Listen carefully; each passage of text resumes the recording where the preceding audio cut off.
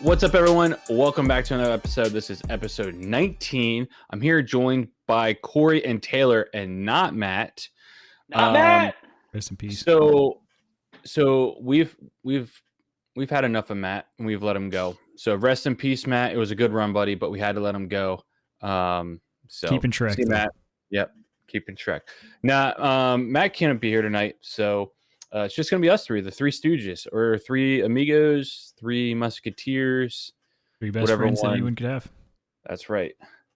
The Lone Wolf Pack. Is that what they call themselves, right?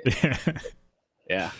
So, yeah, man, what an exciting week of disc golf. We had craziness. We have a lot to talk about, I think, in my opinion. We get a little bit of a break. We don't have to talk about next week just yet, other than U.S. Women's Disc Golf Championship. Okay. I don't even know what the acronym is. USW DGC. There you go. USW DG. I can't get acronyms. They fool me, dude. I can't do the acronyms. They're tough. It is tough. Let's just start calling it USDub. I really like USDub. USDub. I like that one too. So as we like to start every episode, Taylor, why don't you share what's in your life at disc golf right now? How was your weekend? Yeah, weekend was good. Was out filming some videos for. If you have not seen, news broke today. I've got a new colorway of my signature disc, the Nexus, which is, if you haven't seen or thrown this before, this is a 3D printed disc from NSH Custom Discs. I like to describe this as if a glitch in a berg had a baby. It's my best description of this disc. So I can throw it's a very weird combo, but I can, if you watch the video I put out today, I can throw this literally as hard as I can and it will not flip up. It just holds the line you put it on. This colorway, the old one just pushed forward and kind of sat kind of like a berg does. Why that's in my mind. This one does have a little tendency to fade in this colorway. So I like it as a little bit more stable, but yeah, these things are incredible. So check them out. I was super skeptical of 3D printed discs, but this thing is sick, and all the other discs they sent me. Show us the gumminess of it. Yeah, so this one is pretty flexible. So is that the only colorway that it's coming in?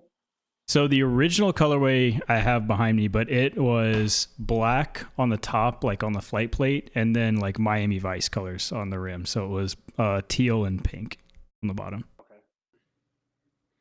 So, but that is the only one. I just ordered mine literally an hour ago, and I'm actually 2 hours ago, and I'm hyped. Yeah, I'm excited to people to get their hands on this one. I think for whatever reason, when I got my first one, I was in a really weird like shadow band on YouTube era. So like every video I was putting out was getting like 20 views. So I'm excited to see reception to this now that my posts are visible. Yeah, I must be shadow banned too then. Yeah, it's weird how that works. It's not like my videos definitely weren't bad, and that's why people weren't watching them. It's all YouTube's fault. Always is. Yeah, always. Taylor, did you play any disc golf this weekend or no? Really just got out to the course to film. I'll have videos for the next couple days for this coming out, just various kind of different shot shapes and stuff. So mainly just out throwing this, more testing on the Atlas bag, which I'm going to review next week. I'm going to try to get a video out for that. I've gone up through a roller coaster with that thing. Originally, I kind of didn't like it, and I think it's just because I've used a grip bag for so long that I was like just super ingrained in it. But now that I've used it more, I actually really, really like it, especially like price point comparing it to a grip. It's a really good bag, but I'll have a full review of that hopefully next week. Cool. I think Matt ordered one too, so I'm interested to see. I haven't heard Matt talk about if he likes it or not, so I'll be interested to see what he thinks about it as well. But you did not, I saw in your video though, you went back to your grip bag for your tournament though. I did. Yeah. And it's mainly because it was supposed to rain really bad that day. They actually pushed the tournament back. So I just wanted the big pockets, and I don't fill the full main compartment. So I also put 2 towels in there. Like I just wanted to have the most towels ever in there. Yeah. You don't fill the main compartment? No, so in the main compartment, especially on the grip bag, because I put 4 in the putter pouch and then 1 in the little flap. I think in the actual main compartment, I only had like 14 discs in there. So that's like one of the main reasons I wanted to switch, because they're all like, I don't have enough in there to where it doesn't like jumble around. Okay. For sure. What about you, Corey? I can't wait to hear Corey's been talking up his week of disc golf, so let's hear this. Yeah, I'm excited. So it started with Sunday. Went and played with my buddy Austin, who I haven't played with in a while because he Shout out moved like an Austin. hour away. The guy Austin. Debut we on met- the show. Yeah, we met about halfway. Got to play a course called Rolling Hills. It's one of the parks around us. Super fun track. Then I flew to North Carolina, which is where I am. Hello, Welcome. hotel room. Couldn't tell. Yeah. North Carolina, Charlotte, North Carolina is kind of crazy. Why? I found a lizard on my car while I was driving. Hey, there Let's you go. It's pretty intense. I have a video of that, so I'll put that on my story. Can't I wait. was walking out of my no, house yesterday and we saw a snake in our bushes, and I'm like, not about that, by the way, but just a little wildlife tangent. Oh, I was going like 40 miles an hour, and I looked down on my hood, and there's a lizard like It's slowly trying to not like blow off. So I pulled over, and then it took me about 5 minutes for me to get him off the car because he just kept running like around. I went to another round, which is a pretty famous disc golf ARDG. store. Shout him out. Yep. I've been to the Denver one before. Thought that was the original. This is the original. So Charlotte, that's awesome. Ended up picking up a pipeline, which is in my bag, but more importantly, this ESP Jawbreaker zone. Ooh, there So- it is. Yeah, it feels Wow. so good. I like this stamp. And then played. What did I play first? I played a few holes at a course that Connor Kennedy suggested because I think he used to live down here or grew up down here or something. So there's a course called the Deer Track, Deer Field. I don't know. It's at a community college. I thought it was going to be lame. Really cool. That's cool. Played a couple of those, and it's like a block away from where I'm working. So every lunch nice. break so far, I've like snuck over, That's played a couple awesome. holes, and then came back. Yesterday, I played Scrapyard, which has those very famous two water carry holes. Yep. They're not that big, but they're still intimidating. Yeah. So lost. I didn't even lose the disc. I decided to sacrifice a Supra to the water. There you go. So that's what we're gonna say. To the we don't disc have to golf say gods. anything else. We don't have to say anything else to It's that. done. Okay. It wasn't the fact that I hit a tree that happened to be hanging over the water and then it fell straight down. It did. Oh no. No. Yeah. I walked over and placed it in the water. Okay. Accept my tribute. Yes. So I got to play that. Played Kilbourne today. How was Which- that? Is the course where Yuli and all of them do the off-season like used disc tournament. Great Yep. series. That one's a blast. That's what I've heard. Really fun. A lot of the holes are a lot smaller than I thought. Hmm. Pretty short, pretty short course. But I played most of it yesterday, but it got too dark, so I was like, all right, I'll go back, and I decided to start filming. Hole 13, I run into no one other than Joseph from another round, and he was doing his bag Shout basically out. just was Another name filled. drop. Yeah, basically That's filled we're up to with 3 right now. filled with spores. He had like 5 or 6 spores in his bag, so he was doing something about that. Mhm. So we got Leaking to leaking his videos. Nice. No, actually, it's already out. Oh. I don't know Quick how, turnaround. but it's Quick already out. turnaround. Yeah, very quick. So I was talking to him, and he's like, "What hole? What hole are you on?" Because I kind of ran over from like wherever I was, and I was like, "I think I'm on 13." He's like, "Oh, let's go play." So we played 13 through 18 together, and then he told me to hit him up next time we're out there, which is in the beginning of May. So, Joseph, we will be in contact. And then tomorrow, shout out number 4, I'm supposed to be playing around with Broderick because he is out here. I don't know where we're going, and we don't really have an idea of a video. I think we just decided, like, let's just trash talk each other until one gives up or something. Oh my god. But I we can't will wait for that.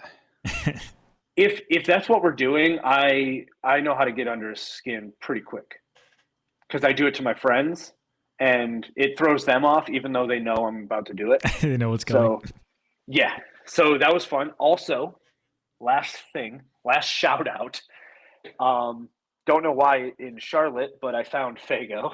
Nice. I found it yesterday at a random gas station, and I kept it in the fridge until now because I wanted to drink it on live. So pineapple orange. Rating 1 out of 10. That's a weird flavor of pop. So What's pop again? What's that word mean? it's the second part of soda pop. Talking about my grandfather. Yeah, your grandpa's probably like a 7.5. Dang. Yeah, It's not bad. Yep. All right, Tyler, what'd you do? How many name drops you got for us? Yeah, Current record's 4.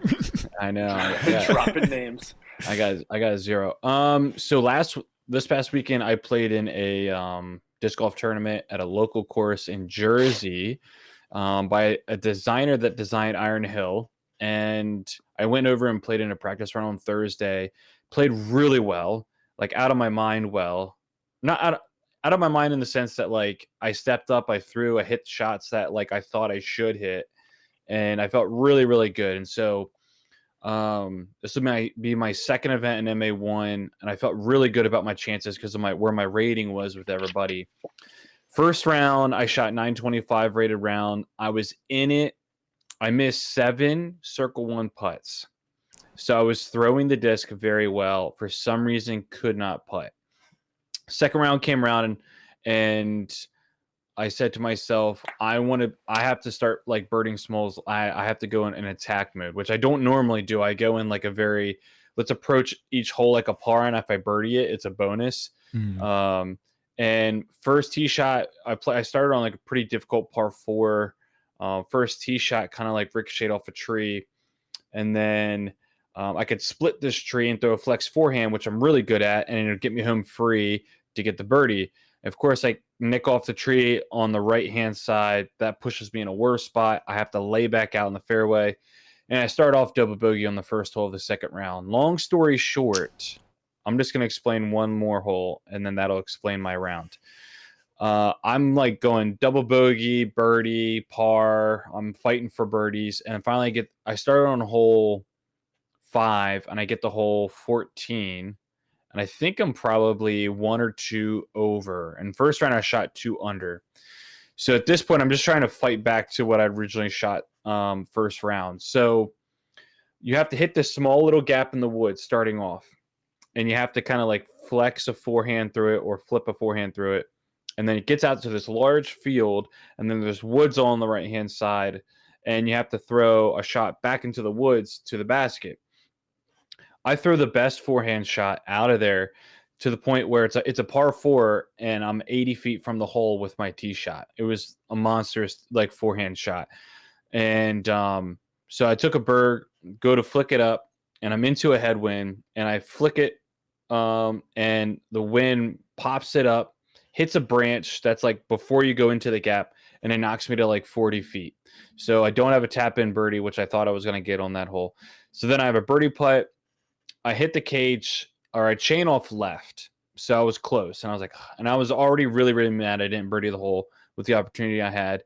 I had an 8-foot putt. I was kind of in like a small tree, and I pick up my putt, and I hit the cage from 8 feet, and then that just like sent me over the deep end. And I was like, mentally done after that one. Dude, I was done. On hole 10, I'm trying to be nice when I say this. I had 2 guys on my cards that had no social awareness, and he went OB. I was sitting in the middle of the fairway, and I was starting to get some really good traction back going, throwing it really well. And he was determined to get his disc from OB before he threw his OB shot. If he throws his OB shot, then the rest of us throw, and he can then go get his disc. Took him 10 minutes to get this disc down this ridge, and he wanted our help and all this and that. All the while, the lead card is behind us. They're whistling at us saying, like, hey, pick up the pace. So, like, I'm starting to feel anxious about that. Mm-hmm. And so finally he gets his disc, comes up, he throws, And of course, we had been waiting for like 15 minutes. I got people behind me. I'm starting to feel it. And then, of course, I yanked my my berg. I knew I had to throw a really hard berg shot, tunnel shot. And if you throw a berg flat really, really hard and you lean just a little bit, it'll take the anhyzer and it'll just go Annie the whole way and you're done. And that's exactly what I did. I went OB, went for the layup. I hit like a tree stub and it knocked my disc like straight down. And then I took double in that hole. The guy that threw right after me, he did the exact same thing. He yanked his forehand shot over, and it just was a spiral effect. So I think the most disappointing part, though, I'm not going to lie, is after hole 14, I just kind of like gave up. And I was like, it's just not my day. And I just kind of like would step up to the box and just throw. And that's not like me to give up. So I was a little disappointed in myself. So it was a rough tournament. That round was one of the worst rounds I've shot in a tournament so far. And yeah, it was rough and disappointing. Yes, Corey. Hi. Hi, this is Corey. Hey, Corey. From Michigan. I just have a question From Charlotte, actually, but for the guy in the backwards hat. What is your normal routine for throwing off of the tee? Throwing off the tee? Yeah. Like, do you have a routine? Yeah. Yes, I do. What is your routine and how long does it take? So my routine is like I get my disc, I figure out like the line I want to throw on, and then I adjust my angle on the tee pad according. I do one run up, and I do it like slow run up, and then I like pull my arm through like soft, and then I point the disc in the angle that I want the disc to be on when I throw, and then I plant my foot, and I reach back and kind of like do a practice throw just on like with my arm. That way it focuses on using more of like an elbow motion, because I tend to drag my shoulder. So I do like this elbow motion, and then I visualize what I want to do, and then I go back and then I throw. So that's my usual routine. Okay. So it takes about 29 seconds. 0.7. It doesn't take that long. It's probably like 10, 15. Yeah. Okay. What about you, Taylor? Because I'm very like intrigued about this. Oh, see, I've been thinking about this a lot lately because post my tournament, I think it would help me a lot to actually have a routine. Currently, I literally stand on the tee pad. I do what Tyler said. Like, I kind of hold the disc up and like think like, okay, I want to throw like a slide hyzer here, and then I just throw. I don't do anything else. Okay. It probably takes me 30 seconds total. Because sometimes I will do that thing where you kind of just like, oh yeah, there. Mm-hmm. Other times I literally walk up and I'm like, no, and just catapult. I think a lot of like, specifically in my shots that went OB, like off the tee in the tournament, I definitely would have had a better. My body would have been more ready if I did like a little run up and like, okay, like I need to throw it yay hard and like actually kind of feel that out instead of being like, all right, let's do it. I mean, my routine for when I'm not, if I'm throwing first, then this is what I have to do. If I'm not throwing first, this is what I'll do on the side is I'll pick up some like leaves or grass, just see where the wind is blowing, and just kind of like look at the surrounding trees just to see if I can get a gauge of the wind as well. And then I try to be really specific with like my aim point. And I think about, all right, I'm going to aim here, and when I throw the disc, it's going to do exactly this. And I visualize what the disc is going to do. So that's usually what I'm doing. As well. So yeah, I was on tilt on Sunday or Saturday afternoon, like really bad. So it's one thing to be playing bad, but also when other people, like I have a problem with like etiquette in the sense of like keeping pace of play, even though I'm actually people would say I'm a little bit of a slow player. But I know like pace of play, like if we're falling behind, I'm going to pick up my pace. And these two individuals, they couldn't help themselves, right? They just didn't know better, honestly. They really didn't. Which I feel like that's much more frustrating MA1. Yeah. Like if I was playing MA3, I'd be like, oh, okay, like we're literally just kind of out here throwing frisbees. Like when you're in MA1, like you need to know, like at least have an idea. Like and let me tell you the kicker. That guy shot like a 950 something rated round too. So Jeez. Like he was in his own little world. He'll say it his own bubble. Kind of think of what he was doing, and then all the rest of us were just struggling. Yeah. Because of he was taking a while, and every time he threw a bad shot, like he would throw a disc at his bag and this and that. Yeah. It was just annoying. But anyways, you live and learn. I'll fight to live another day. It's not a big deal. It's just disc golf. It was a beautiful day on Saturday. It was like 60 degrees and sunny and clear, and it couldn't have been a better day. But yeah, I mean, when you have bad card mates, and I struggle with that. You know, I just want to have guys that, you know, like to have a little chit chat, be cool, talk about life a little bit maybe, and get on with the business. So yeah, get wrecked, Matt. That's all I'm gonna say. I just saw his in the chat. Get wrecked. I don't know if it was exactly hate, but that's what happens when attention. You bail on us. So shame.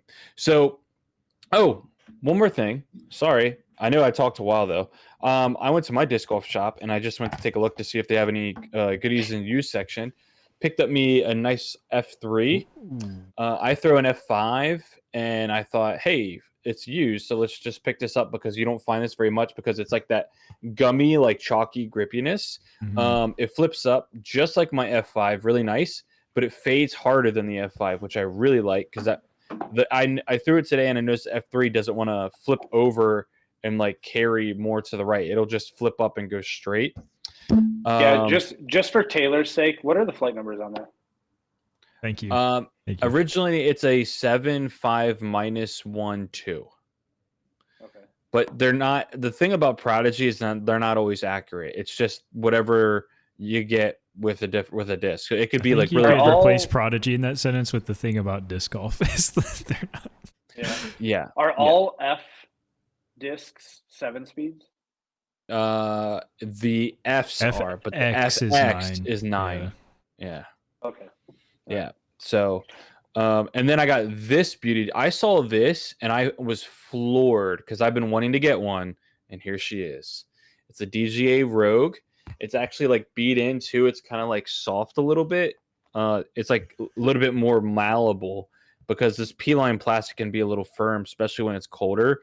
Went and threw it today because I've seen Broderick throw this where he throws it on like a hyzer and it flips up and rides, or it can do a little bit of nest turret and then land really, really flat. It does exactly that. Like I was so nervous that it wasn't going to do that for me because I don't have as much arm speed as he does. And this is the way I would describe this. It's like a Wraith that doesn't fade as much. So if you know what a Wraith fly is like this will flip and it'll like want to fade out a little bit at the end, but it won't crash.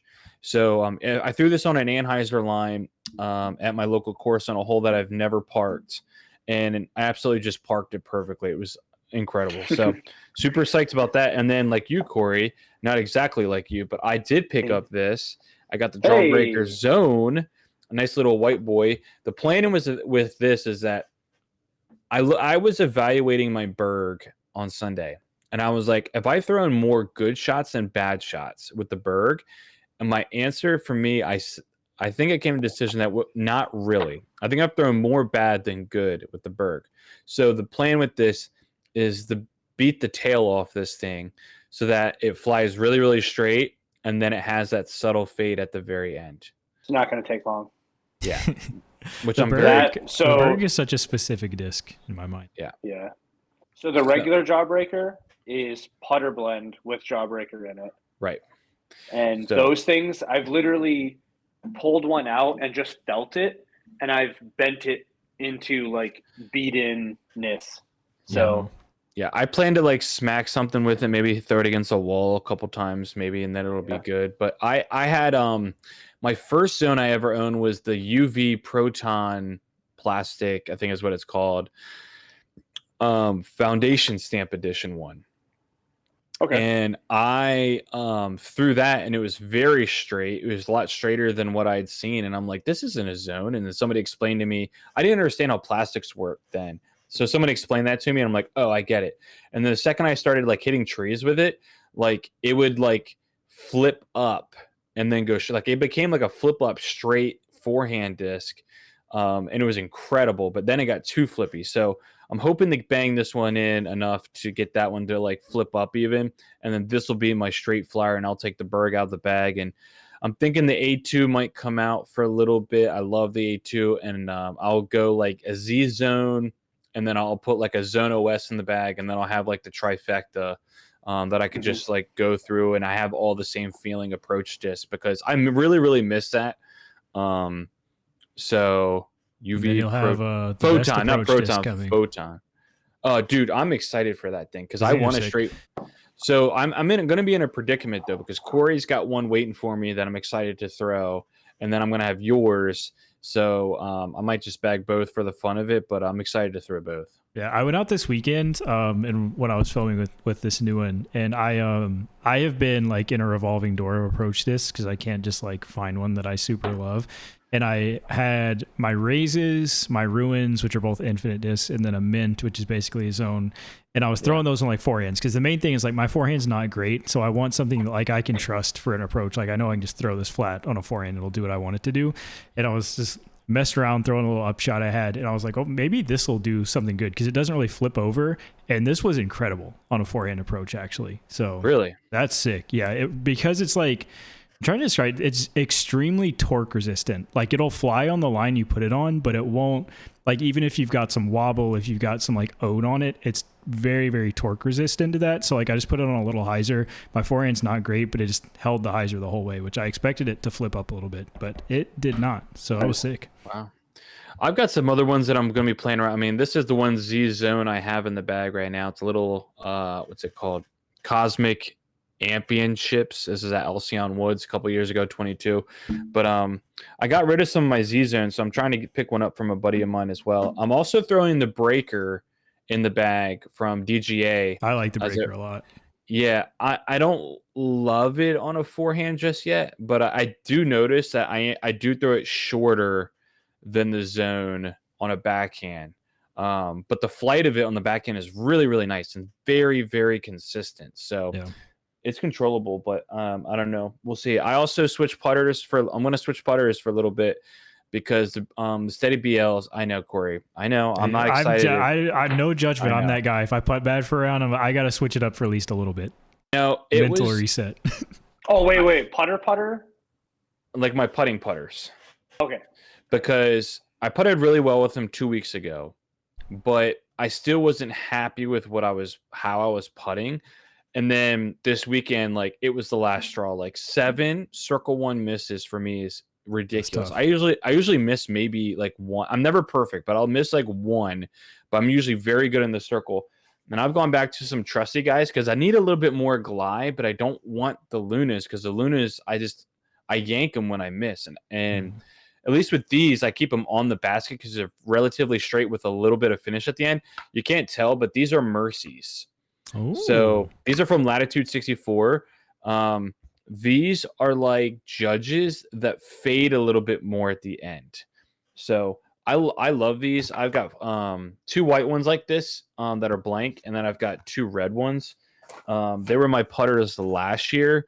I struggled with them at one point in time, and then I went back to the Lunas for a tournament because I needed something that was a little bit more I was familiar with. But yeah, anyways, I don't know. I need something that glides a little bit more. So Lunas are good for me. I haven't officially put roaches in my hand to do those. I want to see you try those.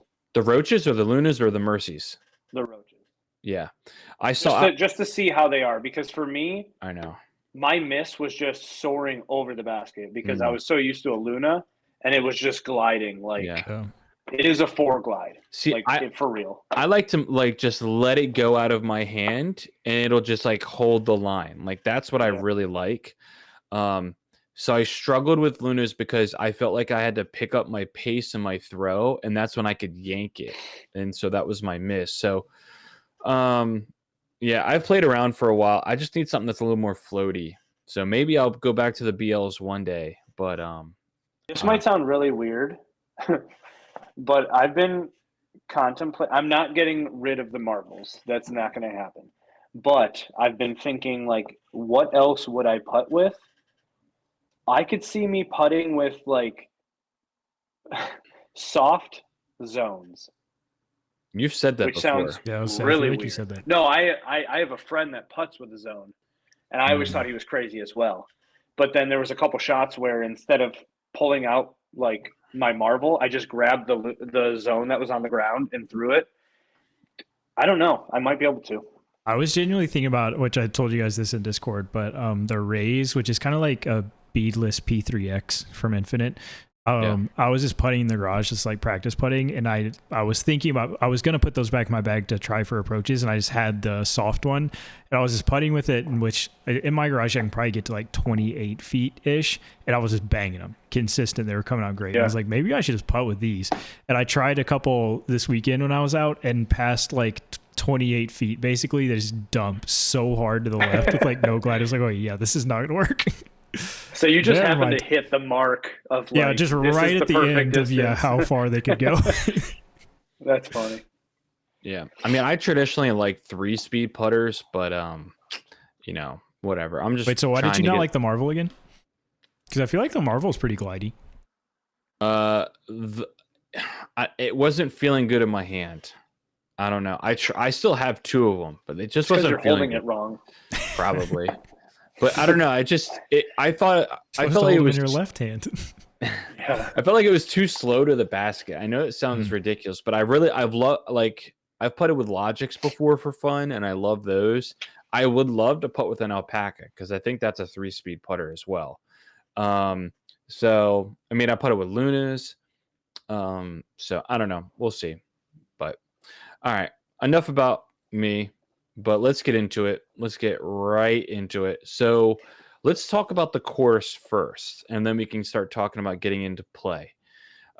Just some comments about the course. It was a brand new course design that they had.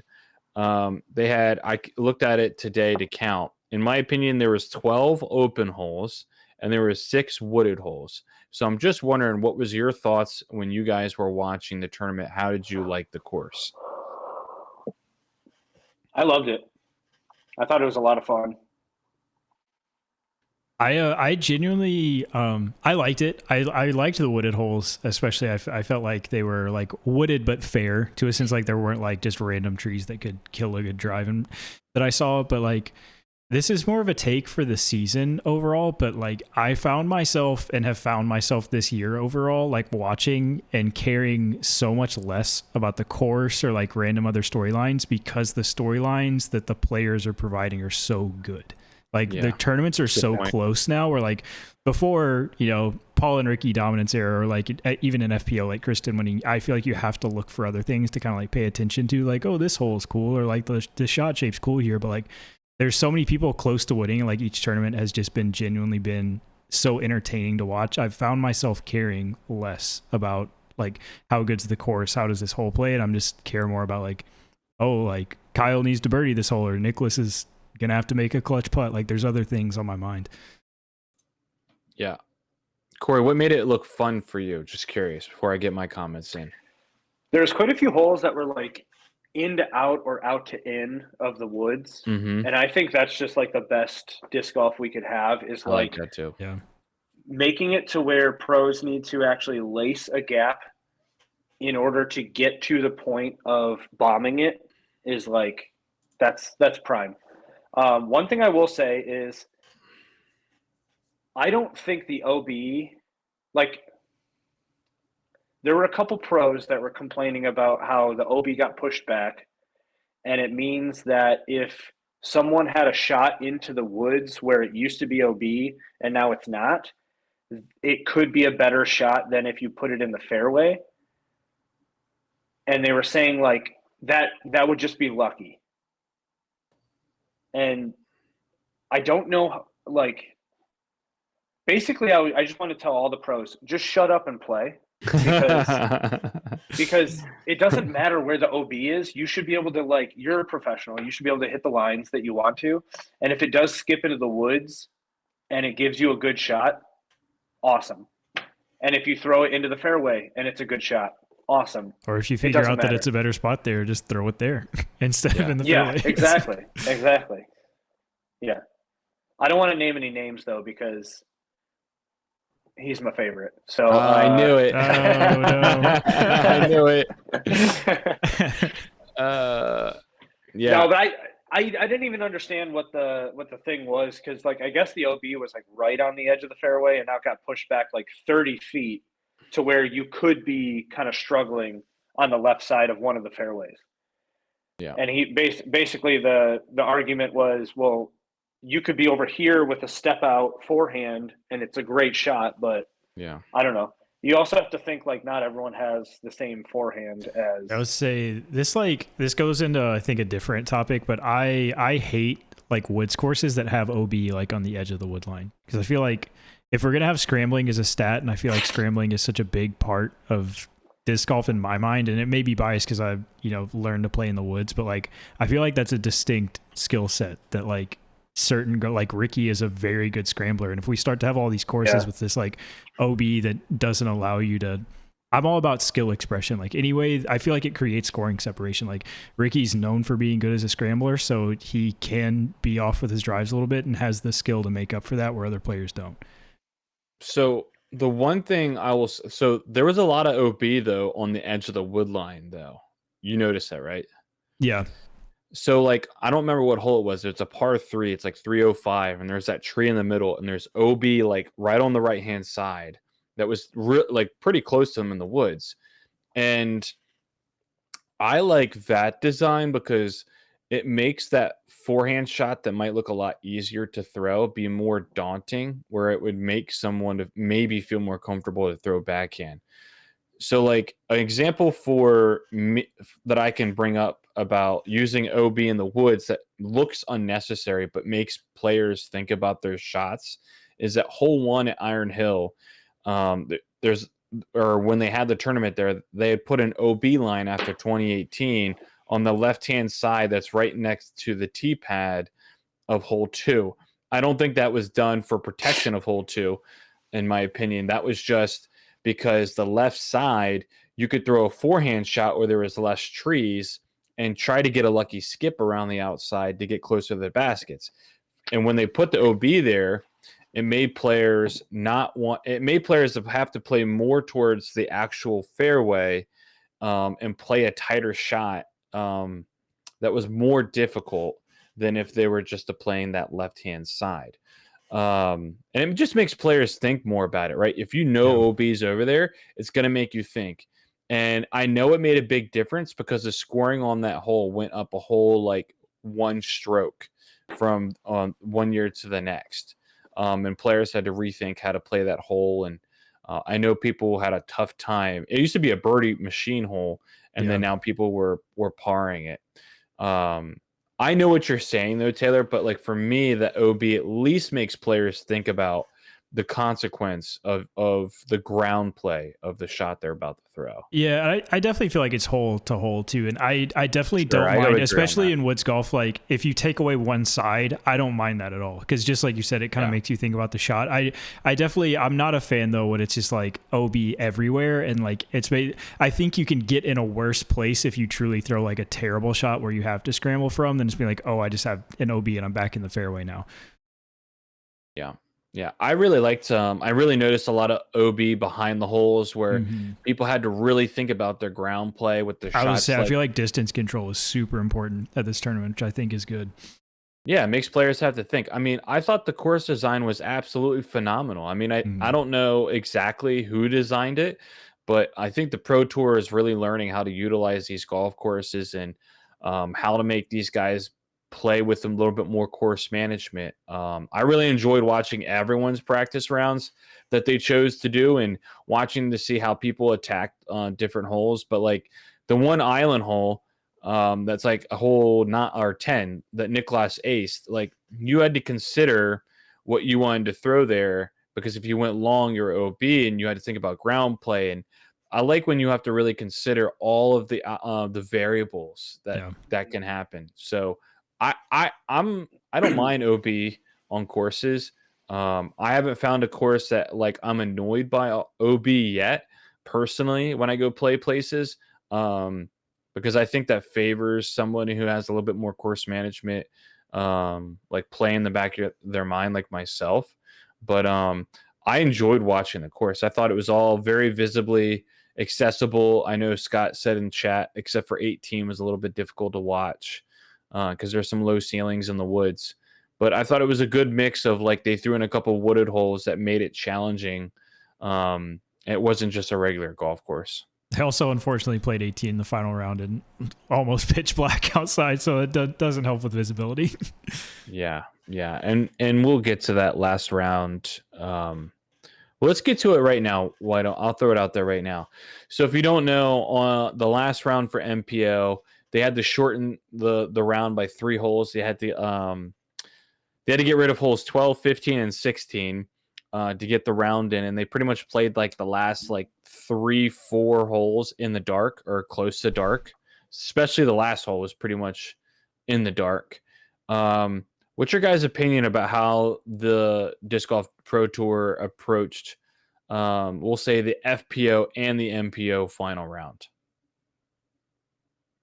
I personally thought it was a good solution. I mean, it sucks, but I would much rather that happen than them only play, them cancel the tournament early. I feel like just losing 3 holes, which I wasn't super paying attention. I can go back and see like if they were actually like good, like scoring separation holes that really would have like caused a lot of, shifts in the leaderboard. But I think it felt much more complete to me than like other situations where, it's just like, oh, Rain to Lake, round's over, like end of second round, just wins now. I felt like it was an overall smart solution for them. Yeah, on round 2, just going to throw this out there. Holes 12 and 15 played as 2 of the easiest holes. They were 2 out of the bottom 4. And then hole 16 was near the bottom as well for being scoring separation. So why they chose those holes, I'm actually kind of interested on why they did. Yeah, I was wondering if like course flow wise, it just made more sense. Like if 15's walking basket was like close to 18's tee, so they can just like shoot over there really quick. That's a good point. So yeah, Corey, what do you think? Only thing I can think of is the fact that they copied the tournament that I just played. Oh, really? Yeah, we only played 16 holes. There was 2 holes. Well, the reason behind ours was it was just completely a swamp, those 2 holes. But clearly, Open at Austin was like, hey, that's a good idea. That's a decent idea. Because they were paying attention to my round. So, yeah. Do you think they should have done anything differently to make speed of play better or anything at all? I have an opinion, but I want to let you guys have one first. I don't really have an opinion about that. Yeah, I don't know. Was anybody like, playing slow? I know in the second round what Nicholas got tagged, I think, right before he ace tee got called on time, because I know he got stroked for time at some point, but I didn't see. Thought on who got stroked? Nicholas. Oh, he did. Yeah, right before he aced. That's like when he aced, he was still like super pissed and like didn't show any emotion, because literally the hole before he just got stroked for time, and I think it was a Marshall thing. I don't think it was like a card mate thing. I think it was like an official. I heard he took 50 seconds to throw a shot. I guess that's what people were referring to. I was nervous with the weather delay, knowing what the lead car was, with Nicholas being slower and Gannon obviously being slower. So it was a concern, but it ended up just in the nick of time, I guess, that made it. Just in the Nicholas of time. Yeah. It is. Yeah. The only thing I wish, and it's no offense to FPO, I wish they would have figured out something with the FPO that allowed the MPO to have the full time.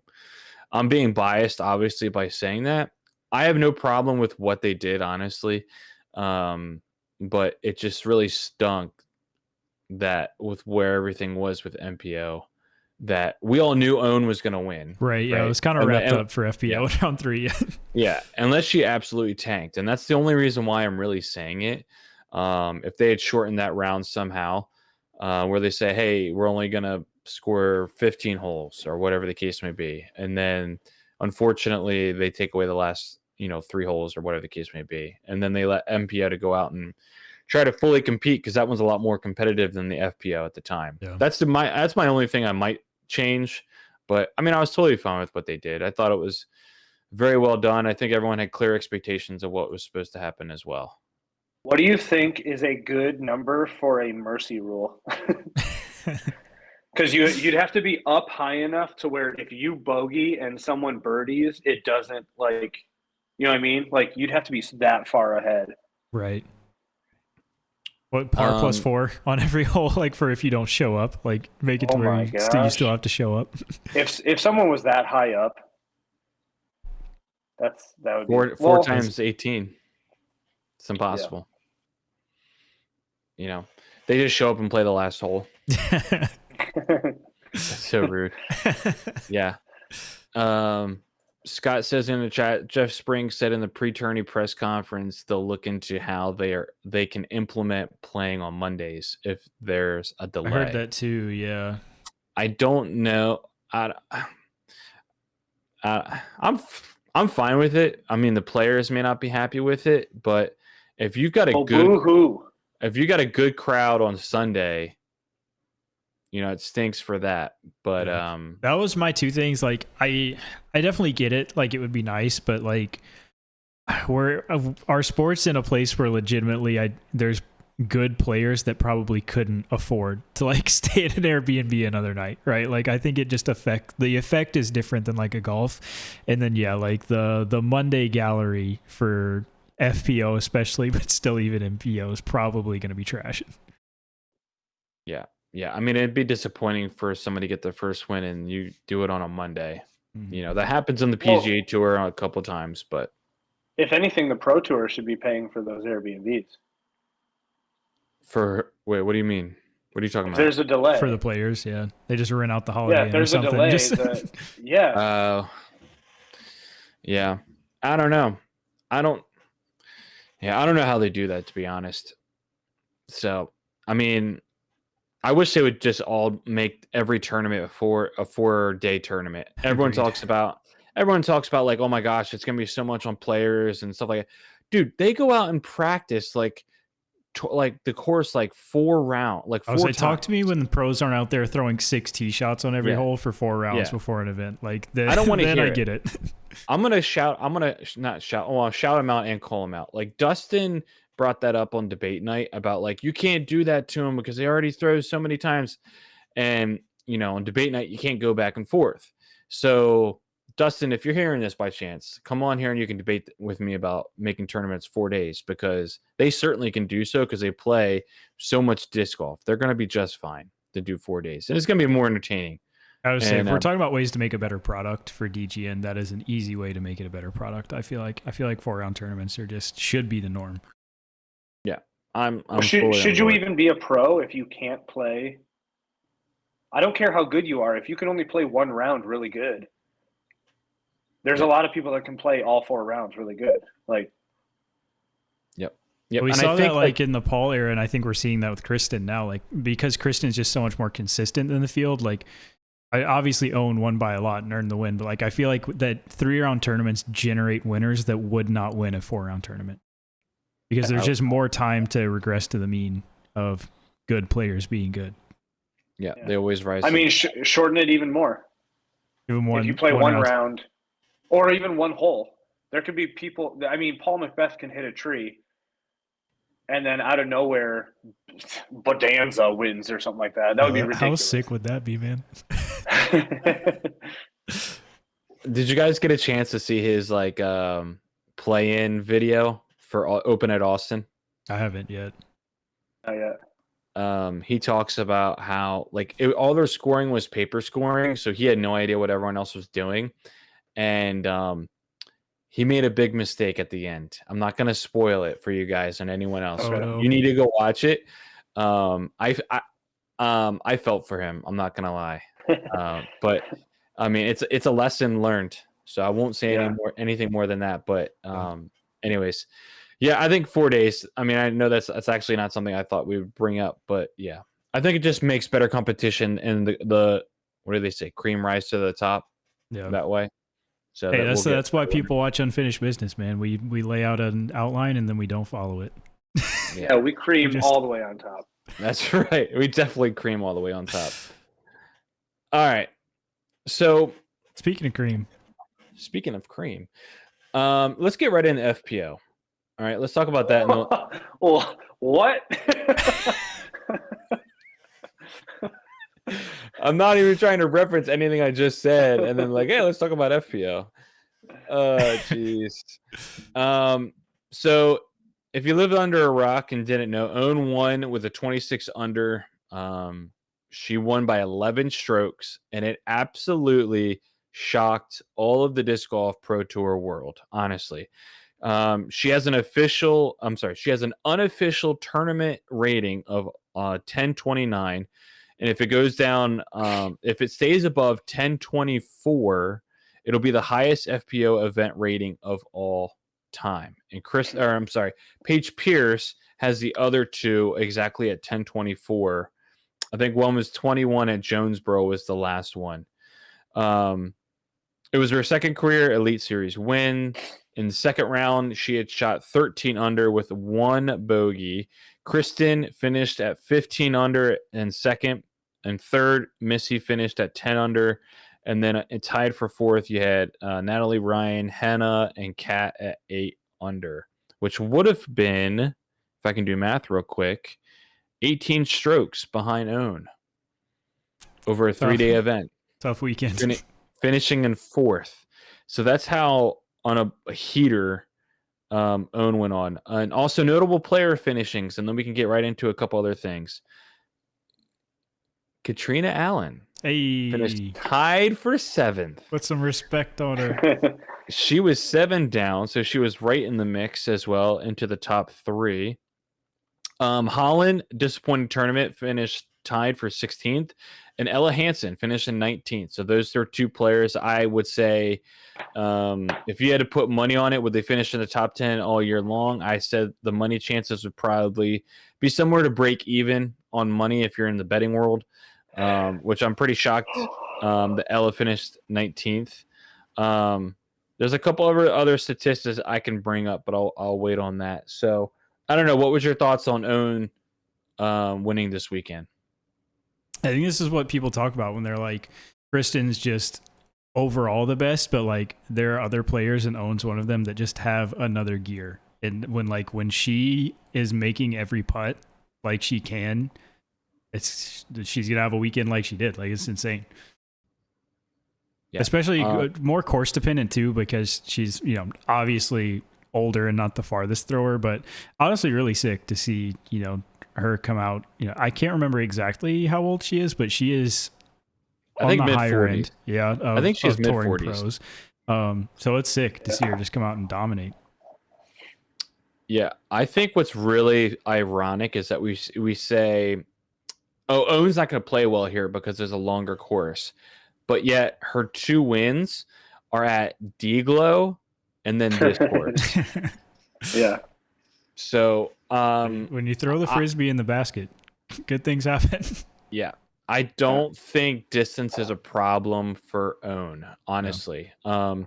Maybe I think the longest course might actually be like Portland, might be the longest one that the FPO plays. I can't remember. I was looking it up a couple days ago. But I think it's actually really funny how we were just talking about last episode, like who are the 2 people we could see be battling with Kristen to take her down this season, and we immediately said Holland, and I think we're all over the place with choosing the second person. And I said Own after I named like 5 other players. So we got to give Own her flowers where they are deserved. Sorry, Own, the unfinished business absolutely disrespected you and didn't think that you could take down the queen.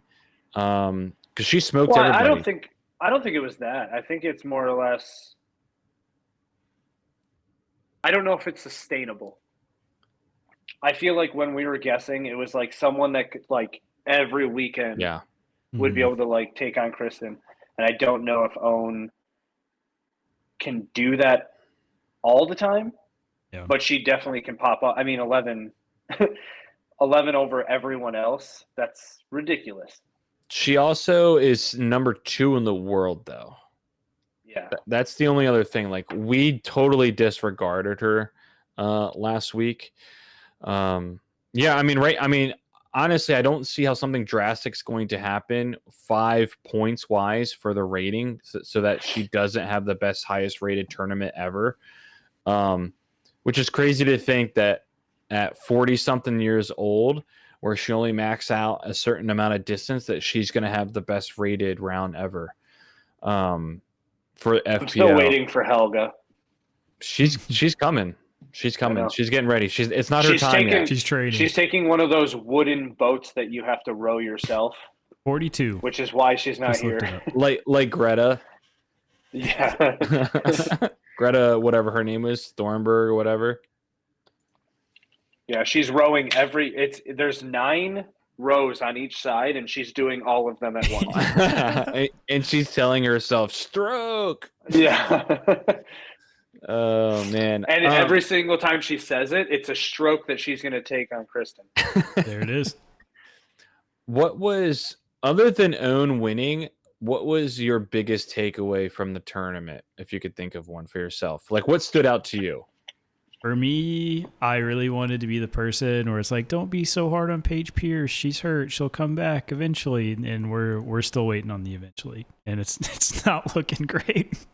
Yeah, I'm gonna bring that up in a minute too, probably. Corey, what about you? Did you watch any sweet FPO things this weekend? To be honest, the only thing that I was shocked by was the 11 under. Yeah. Yeah, I think Paige lost by 46. Yeah, I had that written down. I was going to bring that up. It's some quick math there. She finished in 40th place at plus 20. So she's going to need more drives. Dude, you and the dad jokes. Are you trying to tell us something? I think she needed less drives and less strokes overall. But yeah, two rounds under 900 for Paige. She was on Jomez coverage the first round, right? I do not know. I think she was. I'm gonna have to go watch that. I didn't watch it because I watched most of it live the first round. I'm gonna have to go back and see like what was going on with Paige, comparing it to someone else. I know the biggest thing is what it seemed like was her approach to the green was pretty awful, apparently. Hole 2, she 3-putted in circle 1, so that's not good. No, it's not. You never. That's not a winning formula right there. Like, what exactly happened to her? Because it's mental, like dude. It's like 9 different factors. Like, she was injured, and then her mental. She didn't care, and then she cared too much, and then she didn't care anymore. Yeah. And then she got a new disc out of nowhere. Like, I don't understand. I'll tell you. Corey? Do you remember David Duval? He was a professional golfer. No. Okay, it would have been during our childhood. So, I mean. Oh. Yeah. I didn't care back then. Right. No, I know. I figured as much, but I was still going to ask. So there was a guy named David Duval who was challenging Tiger Woods as one of the best players in the world. And he actually, I'm pretty sure, took #1 player in the world from Tiger at one point in time. And there was this like great rivalry between the two, and it was really good. But David started to get hurt. He tried coming back, started to get hurt some more, and then he mentally was like gone like from that point on. And I think he might have won one more tournament in his career after that moment. But it just takes a moment in time to get you. If the second stuff happens in life that pushes you away from the game, you're away from your confidence at the same time, like you're done for. Like there's this thing in golf where like if you're like the #1 player in the world or you start winning tournaments, like you only get that season of you for maybe like 6 months of your lifetime. Yeah. And then you like win as much as you can. And then after that, like things can happen, like something mentally happens to you, or you have a bad round and that turns into a bad tournament, and then so on and so forth. Example would be Rory McIlroy. Like he's a good golfer. He's a top 10 player in the world and has been forever, but he hasn't won a major in 9 years because he's like mentally like in his own head and he can't get out of it. So I think that's just what happens. I think it's hard too mentally. I think Paige has gotten there. She was the undisputed best by such a large margin for so long, and now like not even being close to that. Because you're right. I mean, like she was not the same Paige before she broke her ankle. Like she still won some events, but it wasn't like dominant Paige. Right. And I'll say Rory McIlroy had his moment in 2011 where he almost won the Masters and blew it. He won the U.S. Open. He looked really good at all the rest of the majors. He actually won. Dude, his swing. Yeah. His swing is phenomenal. Yeah, 2011 is going to be like his best season ever. I mean, I know he won a major and a couple other majors. I think 2014 was the last one he won. But yeah, I mean, he looked like he was going to be like world number one for like years to come when he started on that heater, and then stuff happens. You can't explain it. It's the brain. It gets in the way. Do we have actual proof that Paige broke her ankle? I mean, photos of her in a cast. Cool. I don't know if she got any hardware put in or not. I think so. No, I just mean like you could put a cast on. You could take pictures with a cast on. I think she got some screws and plates in there, but at least as far as I know, no actual evidence. I'm just saying you literally said that she wasn't the Paige that we knew even before she broke her ankle. What if this was Discraft saying like, "Hey, we need you to just chill out. Here's an excuse to like get your mind off disc golf. Come back next year, kick butt, and then just saying." No Scott proof. says he thinks that she did post X-rays at one point. I mean, were they her, though? Is that proof? Yeah. Pixar, it didn't happen. I mean, I can pee in a cup for my buddy that needs a drug test passed. So, not saying he's ever done that before. Just saying. Say it is possible. Yeah.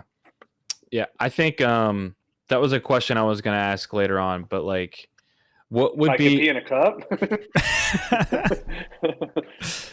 Remember the whole ICUP thing? Yeah. Oh yeah.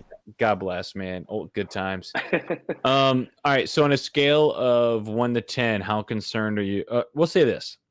I could say like, how concerned are you? I could say, do you think she'll win again in the next 2 years? So this year or next year? Yes or no? Do you think she'll win again? I think so. I think she's going to win this year. I think she'll win something. No. I don't know if she'll win anything important, but I think she'll win something. Yeah, I think it's going to be Elite Series or majors. Yeah, I think she's going to win one. It's not going to be anything like, oh my God, you can't believe she won that.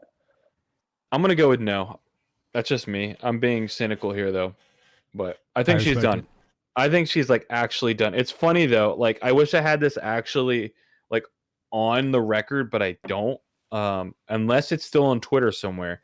But Trevor did hot takes in 2022 Worlds. Like, it was before Worlds.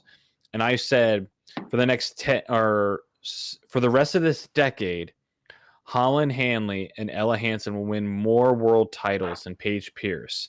And I got kind of laughed at, and I was dead serious about it. And sure enough, it's looking like that might be a true story. I genuinely think the approach shot that she threw out of bounds wide open like 80 feet in the Utah Worlds, I think mentally I would never be the same after that. Like, I'm being completely honest. Like, we talk about like cat shot being so good, but like legitimately put Paige Pierce in an open field 80 feet from the basket and say you just have to get up and down. Yeah. How many times does she do it? Can you imagine if Paul did that? Oh my God. I mean, like, I still think it's kind of criminal that we kind of don't talk about that. Like, everybody talks about, which cat shot was incredible. Like, don't get me wrong, that shot was sick. But like, Paige was 80 feet from the basket and had to get up and down and threw it, 30 feet in front of her out of bounds. It was horrible. I'm just picturing her saying out loud, well, there goes my career. Yes, that's done now. Like, I genuinely, like, myself mentally, I don't think I would ever be able to come back. But think how far we've come in 2 years, like, of Katrina Allen and Paige Pierce. Yeah. They're both struggling, like, so hard right now. So it's a new era, man. I mean, that's just what it comes down to. So I want to go over a couple of different statistics for FPO, and then I've got, like, a couple, maybe one more question about FPO. So on hole 6 was played the hardest hole, and it was a 535-foot par 4, and it was played at 1.2 strokes above par. And listen to this. Only 6 people all weekend got into circle 1. And Owen There was 4 birdies on that hole, and Owen had 2 of them all weekend long on hole 6. Hole 9 had 123 OBs over 3 rounds. Eating them up. Hole 9, 123 OBs over 3 rounds, which is probably like 180 rounds or 180 like people playing that hole. So you're telling me like 70% of the field One OB that hole? Like that's a problem. Like that's tough. Like yeah, that is Pull tough. the Paige Bjerkes and just throw a judge. Just throw a putter. Yeah, for real. Owen and Henna, tee to green. Tee to green strokes gained. Owen was a 22.31 strokes gained over the field, and Henna was a 20.88. So she was about a stroke and a half behind Owen. So she threw it pretty dang good compared to Owen. Yeah, it's surprising me. Maybe I need to put some more respect on Owen because I just assumed I didn't watch a ton. Like I assumed she was just hitting every putt, and that's why she won. But that is wild.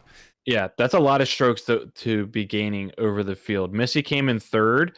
And so here, this is the big part I want to say. Missy came in third at 14.25, which is 6 strokes less than Henna, which is 7.5 strokes less than Owen. And that's per like round yeah. that Owen was gaining over the third place person. Like that's how good she was throwing it. Owen was also second in strokes gained putting. She was gaining 7 strokes over the field, 3 strokes better than Kat, which was second, and she was at or I don't have that statistic. And then Kristen Tatar was at a 3.5 strokes over the field, which is 3.5 strokes behind Owen. So Kristen didn't putt the best either. And then this is the last statistic I have for FPO that I had that was notable.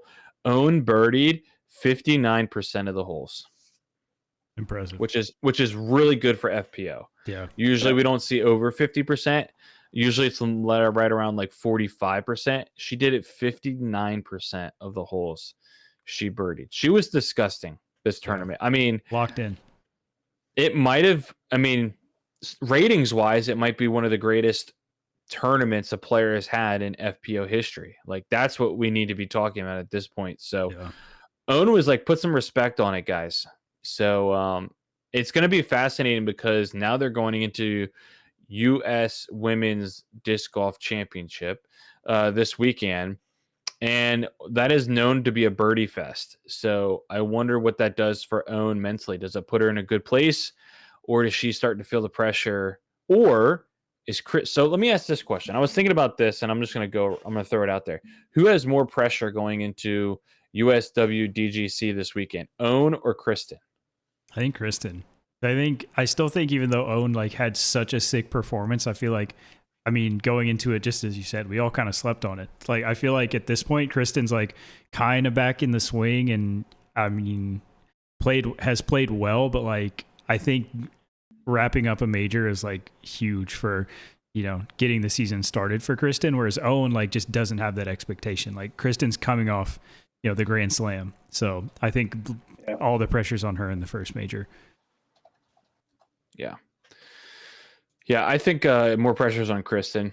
She's a Grand Slam winner, and now she's got to defend her title, and she didn't play that well last week. So I think Owen has got this great feeling of, I just destroyed everyone, and there's no pressure on me because I didn't win this event last year. Kristen did.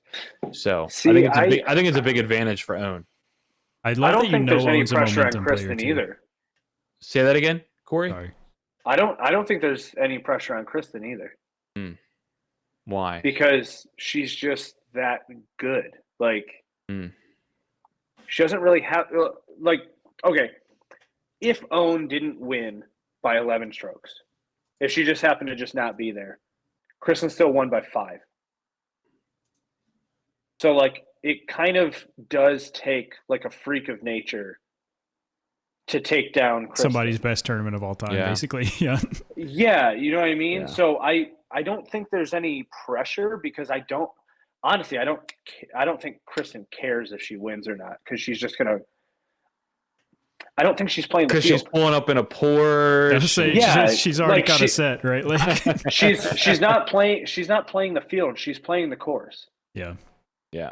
No, I get that. I've never seen her change like what she plans on doing on a hole because of someone else's score. Yeah. Like she's playing the course. Yeah. So I don't think there's any pressure on her. I think if she wins, cool. If she doesn't, cool. She's still leaving in a Porsche. Yeah, I will say, like, with Owen smashing the field, if Owen were to win it, it's more acceptable for Kristen to lose. Yeah. I think if Owen didn't win this weekend and Kristen won and then Kristen lost at US, I think that would be a bigger shock to people. But US Women's Championship, I mean, it's known for being a birdie fest, so it could be a bloodbath. This to see who runs up the board. With all the birdies that to happen. I still think Kristen's the favorite. So, I mean, who would you pick for that event? Who would be your favorite going into that? Probably Kristen. Yeah, the Porsche. Yeah, the Porsche. The Porsche. I have one more FPO question, then we can get into MPO. Henna was dead stinking last in C1X at 36% for the entire tournament. Owen is known for being the best putter on planet Earth. And so I put this question out the other day on our socials, but do you think being a good putter is being overlooked in disc golf? Yeah. No. We got a no and a yes. Turn up. After you, Corey. Fight to the death. I mean, what do you mean? What? I don't think it's that important. You have to be average. You have to be at the very least average. But it's not. Look historically at what wins tournaments. What did Nicholas lead in putting this weekend? No. He led. Yeah, putting from the tee box. C1 and C2 in reg are the most important stats in disc golf by far.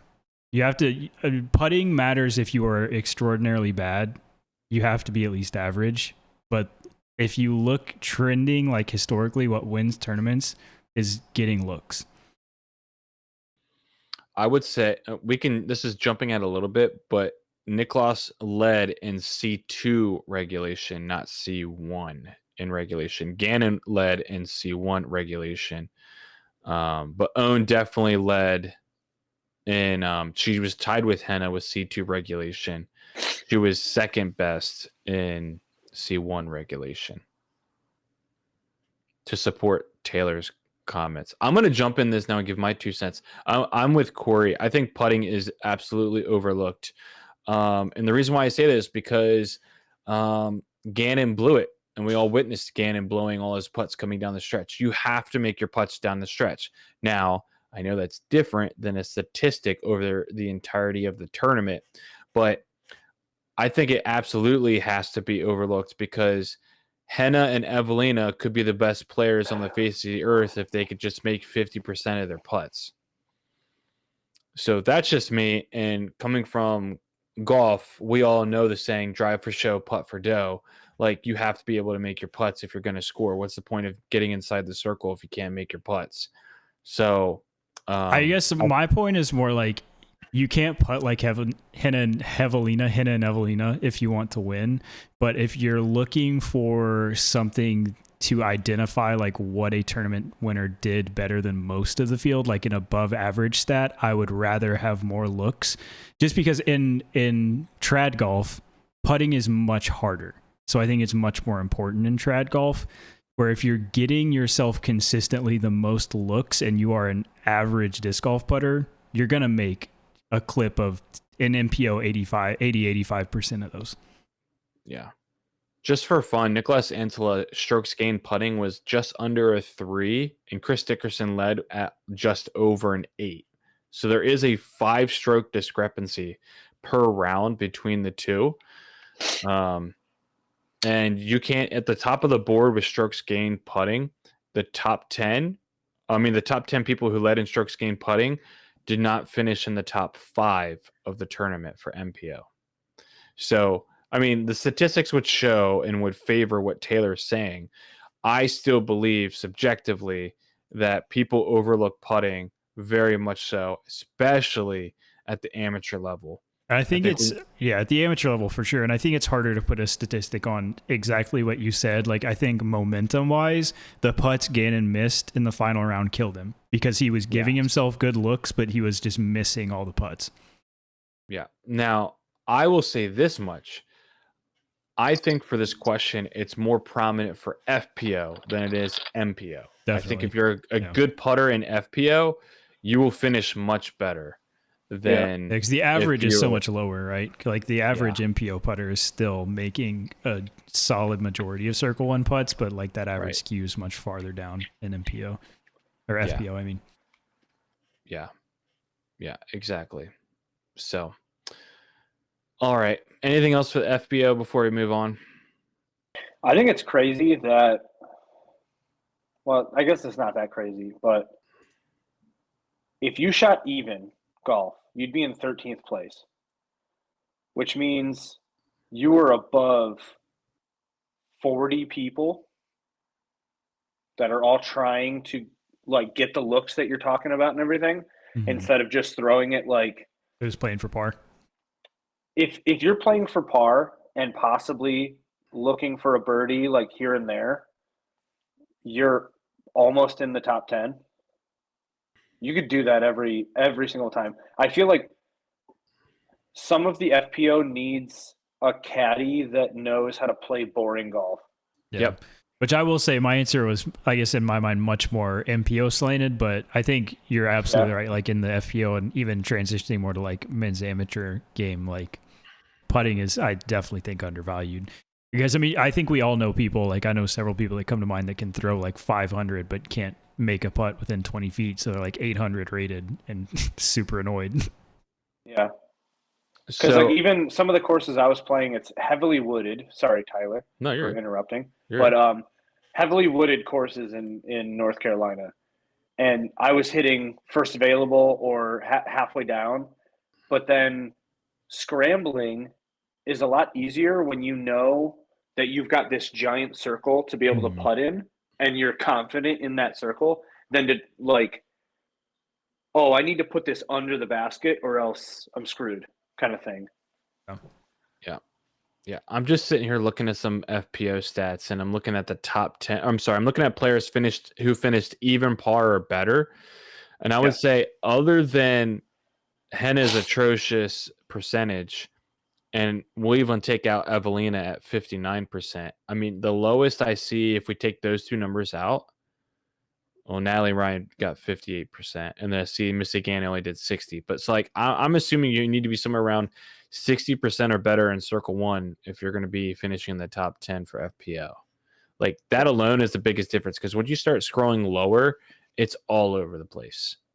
Like numbers wise, putting wise. And if you can putt from Circle 2, that is the biggest advantage. Like it's crazy the difference between who finishes in the top 10 looking at Circle 2 putting. Like Owen Scoggins putted 39% from Circle 2 putting. Like that's disgusting. My question is, would you rather be super accurate at like maybe 250 to 280 and then practice your C2 putts, or have a little bit more distance but it's a spray, like it's more of a spray? Because I feel like you'd be able to put it at like 250 and have maybe a 50-footer that you're like looking for birdie. Well, then again, like that's kind of what Paige Shu's game is though too. She's not a very long thrower, but how good is her 50-foot putting? I think historically good, but I don't know how it is now. Good. Yeah. I'm trying to look for her stats right now. And she has to have a really good step putt. Like that's what won her. I think they took the week off, or the two events that she won.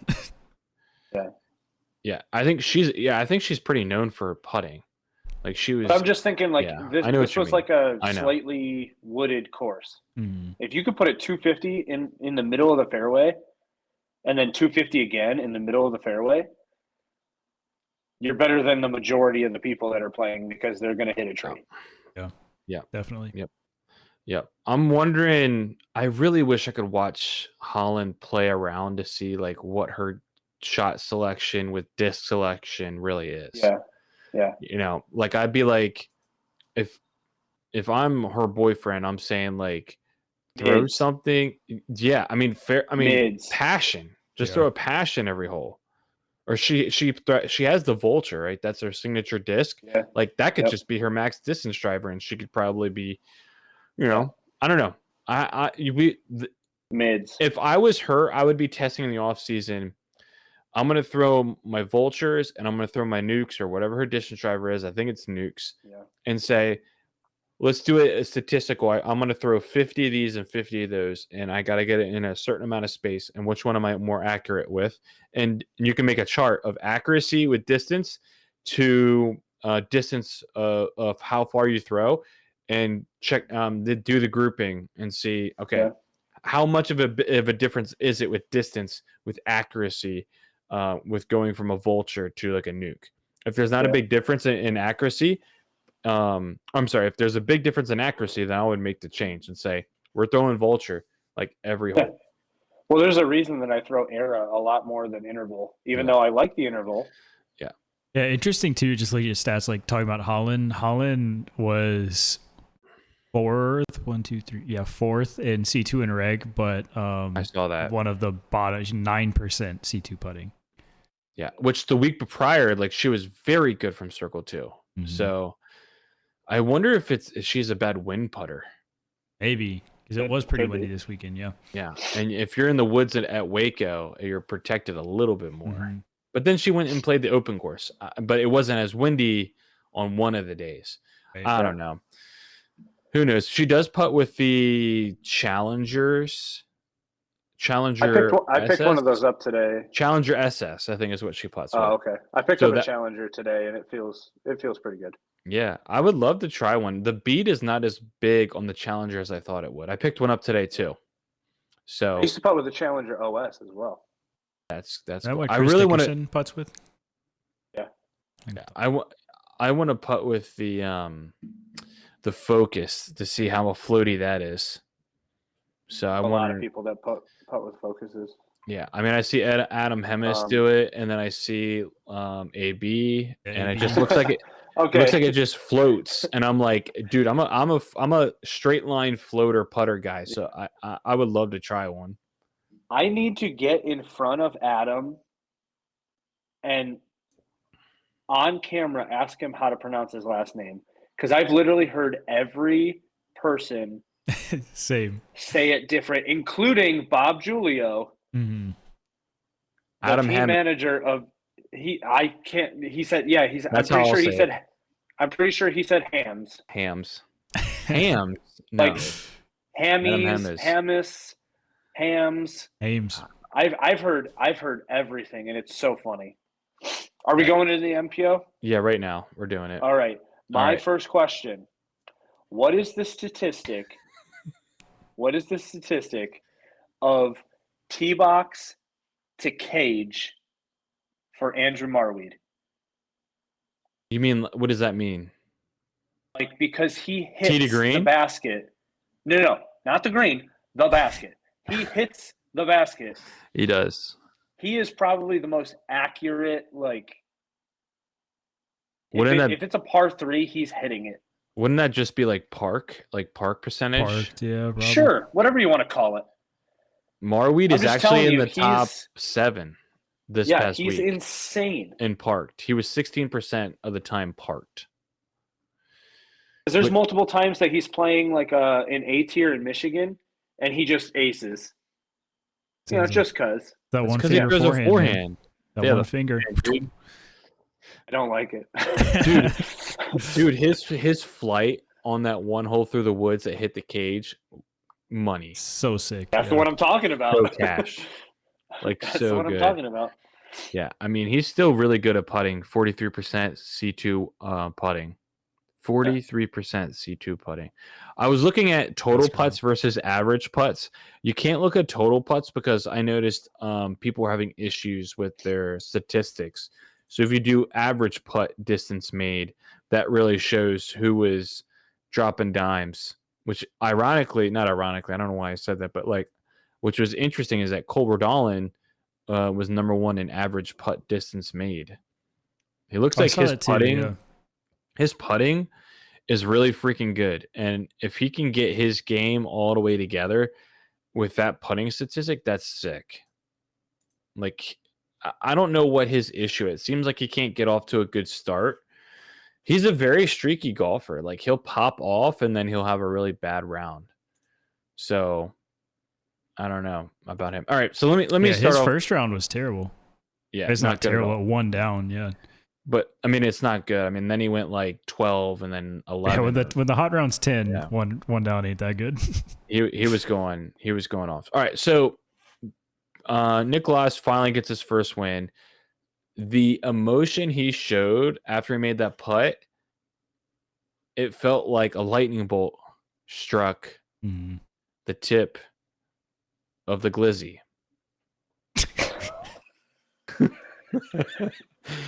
Somebody clip that one. Put that one out there. How long were you holding on to that one, Dad? I had it written down as in my notes saying reference Step Brothers. Because that's what it's from, if you don't know. Dude, it was so exciting to watch. I was so happy for him. Like, he seems like a pretty even keel guy, but he's actually really funny. I watched his practice practice round dubs with Gannon. He's hysterical. And it was awesome to see some emotion and how, like, he told everyone, like, I was on a mission the whole time, if you didn't know, and I finally did it. He could be a super dangerous player now that he's got this one under his win. And we could say that about everyone who's won so far this season. But just to throw some stuff out there, Nicholas shot 27 under, he won with the very last putt. He's the first Finnish player ever to win an Elite Series event in MPO, which some people got really upset that wasn't said, and not ever. Kyle Klein finished at second, 1 stroke behind at 26. Calvin finished in third, 2 strokes behind, and AB and Gannon finished 3 strokes behind at 24 under. Gannon did shoot the course record round 2 at 14 under. And this is also a fun thing to share with you guys as well. If you didn't know this, Nicholas got a hole-in-one on hole 9 on round 1, which would prove to help him win the tournament, but it's the first time since James Conrad in 2021 Worlds that a winner has had an ace during the event. Oh. It's a little fun fact for you there. Speaking of him being funny, did you see the clip of AB reenacting his throw? Yes. Yeah, I didn't that's see so that. good. I need to find that. I'll send it to you. I recorded it because it was that good. Amazing. Yeah. And he's just in the background laughing. Wait, you're talking about Nicholas trying to... Are you talking about AB doing Nicholas or Nicholas doing AB? AB doing Nicholas. Oh, okay. But Nicholas is like right behind him, just cracking up. I think actually Nicholas tried doing AB as well, and I saw that one too. Yeah. Yeah. But that one wasn't as good. But yeah, I did see that as well.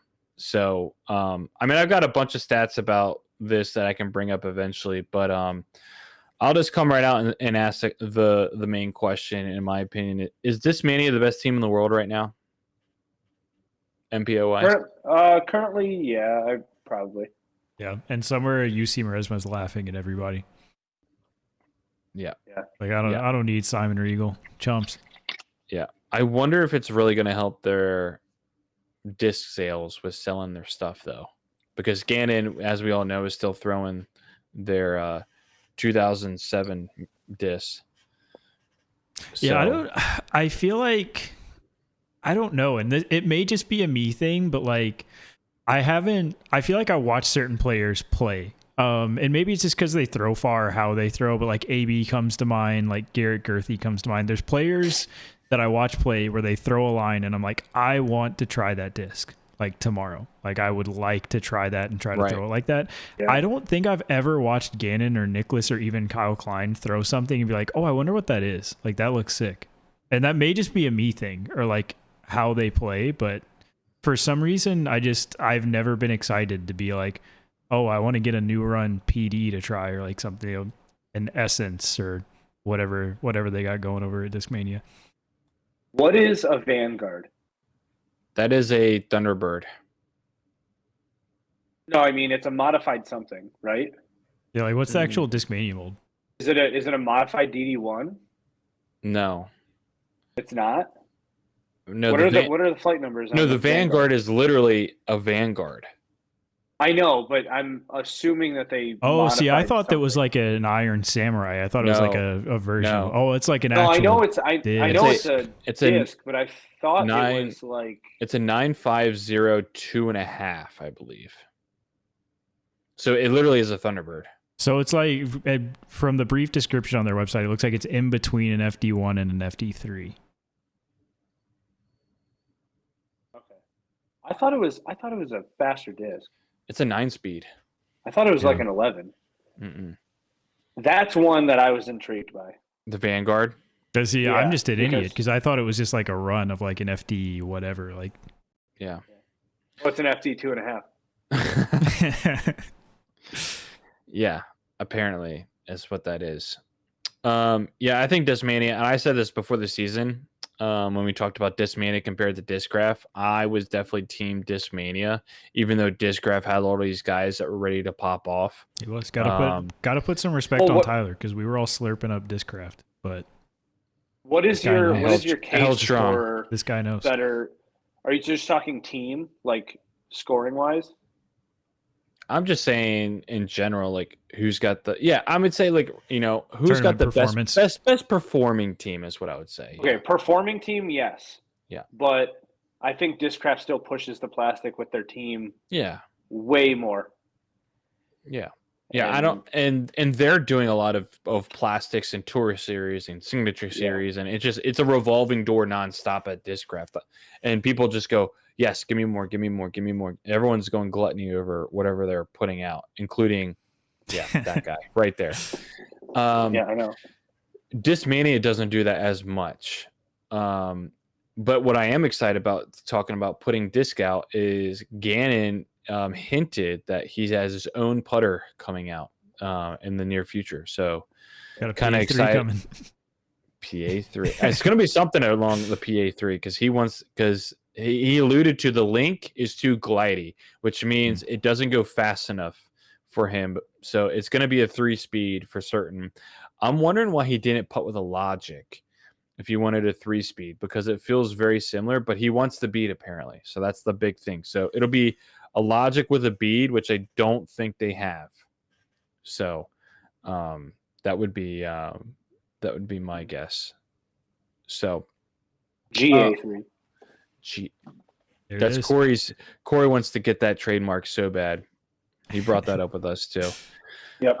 Just a couple other fun things to bring up. On hole 6 was the hardest hole for the guys all weekend long, and only 43 players got inside circle 1 all weekend long, and that hole played at a plus 0.4 on the hole. Another fun stat is hole 15 was 345 feet, par 3. That's the hole that they skipped in the last round. Had the longest putts made on it for rounds 1 and 2. Dang. I thought that was really funny because interesting. What makes a hole have more longer putts than another one?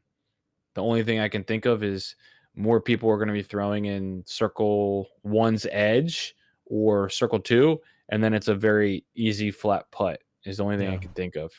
So I thought that was a funny stat to bring up, that both rounds 1 and 2 couldn't be round 3 because we didn't play the whole. Round 15 had the most or longest putts made on the hole. Also, Kyle Klein was the best tee to green out of the entire group at 16.6 strokes. Nicklaus was second in that category. Chris Dickerson had the best putting strokes gained at 8.18. And Nicklaus was at nearly a 3, which is 5 strokes worse. Circle 1 in regulation, Gannon led that. We already talked about that. Nicklaus was in 4th. But Nicklaus did lead the field at 82% of the time he was in circle 2. And Nicklaus's birdie percentage was 66% of the holes. So Nicklaus is good, if you didn't know. Yeah, he's pretty good. So I like his putt too. It's very soft. I'm not gonna lie to you. I hate his little hitch, man. It gets me every time. the He's got hitch. the little hitch. But when he does he do it when he throws or when he practices? Is it when he throws? He definitely does it when he throws, because he'll like come down Okay. to his hip and then like get a little bit and then go again. And every feels time so I'm like, "Dude, that jerky." looks weird." Yeah, I'm not gonna lie to you. I definitely took the mercies out and I was like, let me try this. And I was trying a little bit and I was like, I just got to do what is best for me. But I was trying it in my backyard yesterday for fun, his style. What was your number one takeaway from the weekend other than Nicholas getting his first win for MPO? Kyle Klein was cooking round 3. Man, he missed one putt, which it's funny you talk about Kyle's putt. You know, Kyle modeled his putt after Andrew Marweed. He changed his putt to be Andrew Marweed style. Did he really? Yeah. So I always think that's interesting. It looks like he putts with a power grip though. It's so weird. Yeah, I haven't looked a ton at his grip, but I've definitely noticed that. Like when he holds the disc up, I'm like, that looks strange to me. I think it is some. I don't know if he like changes it when he brings it down, but I can't remember where I heard that a couple of years ago. But I did hear that Kyle Klein had a really either bad event or season putting and just modeled his putt after Andrew Marweed. Marweed goes like down to his ankles with the putter. And then like he does like a little big like pendulum basically. Like yeah. Between the legs, dude. He generates a lot of power doing it that way. He also raises it pretty high. Yes. And then goes way down and way up. Yeah. But that was my main one that Kyle was cooking. And then we'll talk about it a little bit too. I think you have this written down, Tyler, but man, Gannon could not make a putt in that last round. I felt so bad for him because some putts that, like typically and in his brain, he's like, I make those all the time, were all misses for him. Yeah. I'll bring up that more at the end. Corey, what about you? Anything stick out for you? I didn't realize where Alpina was. Marweed's a northern boy, man. Oh, really? Yeah. Sorry. He's like, I always thought he was like near Kyle.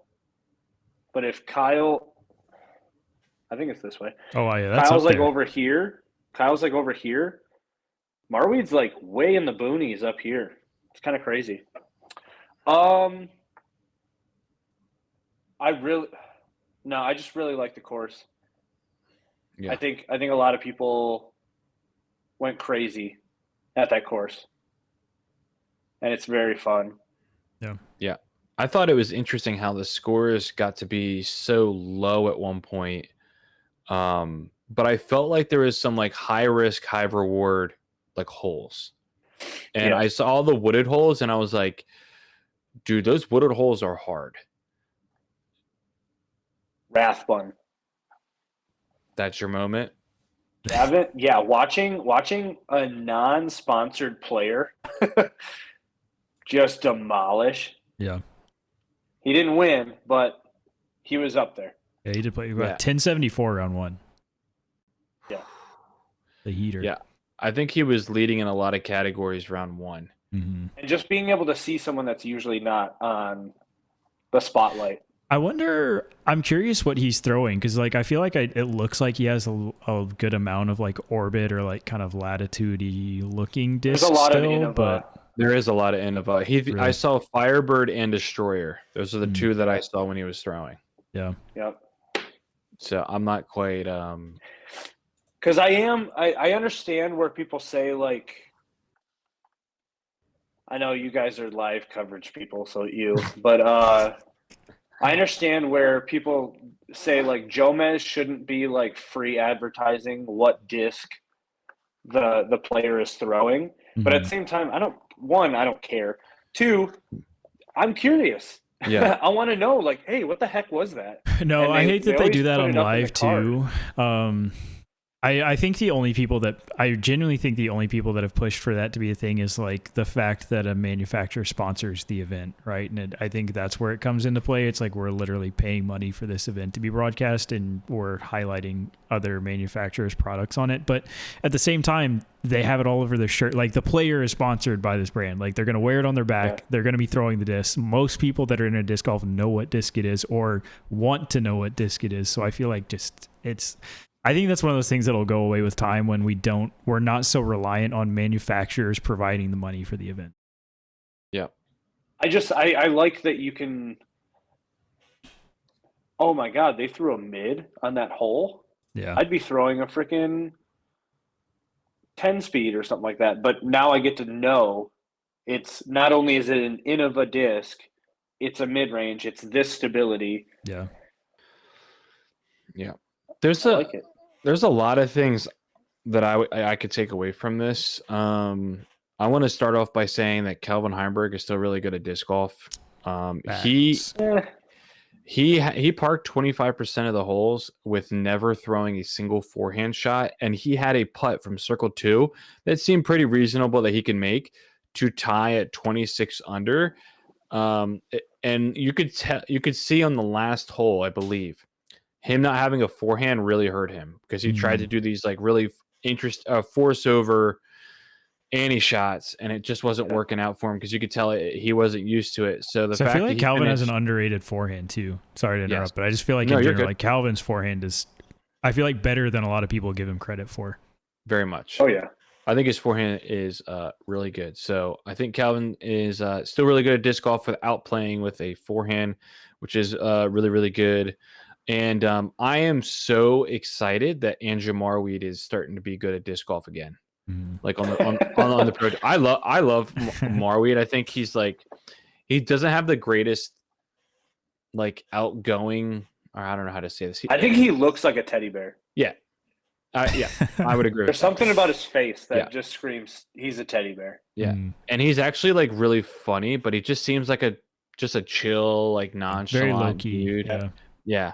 But I mean, it's nice to see a forehand player near the top, predominant forehand player, and like just carve up the course, play really well, and make putts. Like for me, I really enjoy watching like Gannon and Marweed and Proctor because they cash from deep, and I think that's like such a cool skill to have personally. Like you can just like be anywhere. Like that's intimidating. Like when somebody big putts you, like that's a real thing. Like definitely in golf, like that's not a big thing because you think in your head, oh, that was luck. Because that doesn't happen very often. But in disc golf, if somebody keeps big putting you, you're like, dude, what the heck? Like they're having themselves a day, and it gets intimidating. And that's what I love about putting in disc golf is that you can kind of get in that mode of being in the intimidator just by making putts. So I think the one tournament I always go back to watching is the USDGC that Nathan Queen won. Oh, dude. Because Drew Gibson throws in. Yeah, he was everywhere. Everywhere. Yes. He's just tossing it up and then running in. And it's Pro Tour Championship, it's such a great asterisk. time. Just throw that in there. Yeah. Yep. Yeah, I mean, Nathan Queen had himself a tournament, though. I will say that. Putting with alpacas, baby. Yeah, and Nathan Queen putting with AVRX3s, baby, which are like overstable putter, like overstable. Yep, and all the smart people putting with the 2022 Putter of the Year, Birdie Marvel. There it is. So, I'll ask this question, then we'll get into. We want to talk about updating our power rankings for all of us. But last question, or no, I had two questions. Sorry, we didn't finish this thought that Taylor started. What's your concern level on a scale of 1 to 10 of Gannon's putter? Because of what he did the last round was like really scary to watch. For me, I think it's like a 3 or a 4. Like I'm not super concerned just because I mean, I think he just had a bad putting round, which I think after the first one that it's super easy to just stack. After you miss like a couple, then you get up and your confidence is kind of shaken, especially when you're in a position where like, if I was putting better, I could win. Like I think that mental pressure really starts to stack on him. If there's another like consecutive tournament round where he's putting bad, then I think that goes up. But at least for just one round, it wasn't even really like the full event. It was just that last round. Unfortunately, I think he was just off. Corey, what about you? Scale 1 to 10. 10, we're deathly afraid. -5. Oh, confident. And I'll tell you why. I do videos. He's got content. The GA3 coming out. Exactly. Is it kind of coincidence that he sucked butt at putting the last the It's all last sales, stretch, baby. and within the same time said, my first disc is going to be a putter. Coincidence? Hey, I don't think Yeah. so. not the worst idea. So my concern level is going to be right in the middle. I'm going to say mine is a 5, only because like he did this the last round of this tournament. What? You said yours is in the middle. He said like a 2 or a 3. I said -5. No, I meant like in the middle of the scale. I'm a 5. No, not in the middle of you guys. No. Sorry, that wasn't. Yeah, I could explain that a little bit better. Yeah, I'm a 5 for me. I'm like slightly concerned, but not really concerned because it's Gannon. He'll figure it out. But it was what he did on Sunday was hard to watch for Definitely. in my opinion, because like Exactly. Gannon doesn't do that. And Exactly. so, but again, no, just hear me out. Like golf is mental. So like hopefully that doesn't spiral into anything worse moving forward. I don't think it will with Gannon, but I'm still have that in the back of my head. And I will say this. He missed only 4 circle one putts all weekend, and they all came in the last round. Listen, it was hard for us to watch. It was also hard for him to listen to his Discmania big brothers and be like, hey, listen, the only people that could win this right now are all Discmania players. So take an L for the team, and we will release Let your somebody putter, else shine. and then you will literally not miss a putt the next tournament. UC's got the script the whole time. That's true. I have the script the whole time. That's how easy it is to see this. Corey doesn't have it. He's been making the script. You're Yeah, right. I've been texting him as you. Yeah, I mean, I don't know. I'm just saying 5 just to be different a little bit, but I'm going to be paying attention to it. I'll say that much going into Texas State to see how that goes. So, and then last little thing, what was your biggest disappointment from the weekend? Let's see. Because it could just be what Gannon did, but that was tough. Definitely tough to watch. I think honestly for me, yeah. I'm gonna take the stride of a Gavin Rathbun fan this weekend. I think after round 1, I had high hopes that he would be. I mean, he ended 15th, which is not bad at all. But I think like after that 1072, like one off the hot round in round 1, I was hoping he could pull out a cheeky top 5 or something. Yeah. I'm trying to think about it for me because I had a couple in there. I think I know what it is for me. I thought about it earlier this afternoon, but I didn't write it down because I was like, "There's no way I'd forget this." For me, it's Simon Lizotte has been poo poo. Facts. Straight up.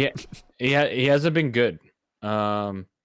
So it's a little sad though because for the event he was rated 1037 and his rating is actually 1038. So he played to his rating, but I just don't know what's going on with Simon.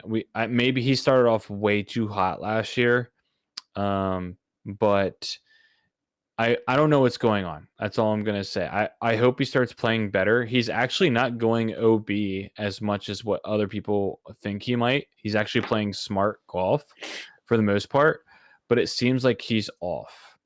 So it'll be interesting to see. I'm trying to look at his stats, and there's not too much there to really take a look at because they missed his stats round 2.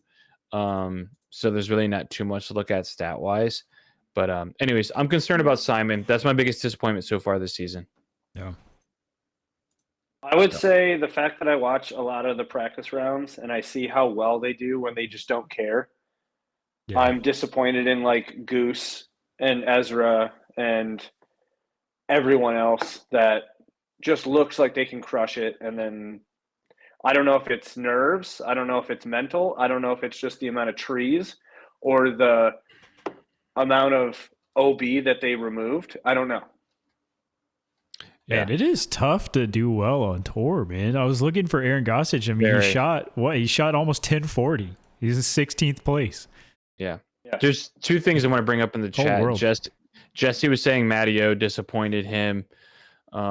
Matteo just disappoints me all the time. So that's why I feel like I thought about saying Matteo because like he's always right there on the cusp of like he needs to play like one of his bad rounds to be good, and then he's there.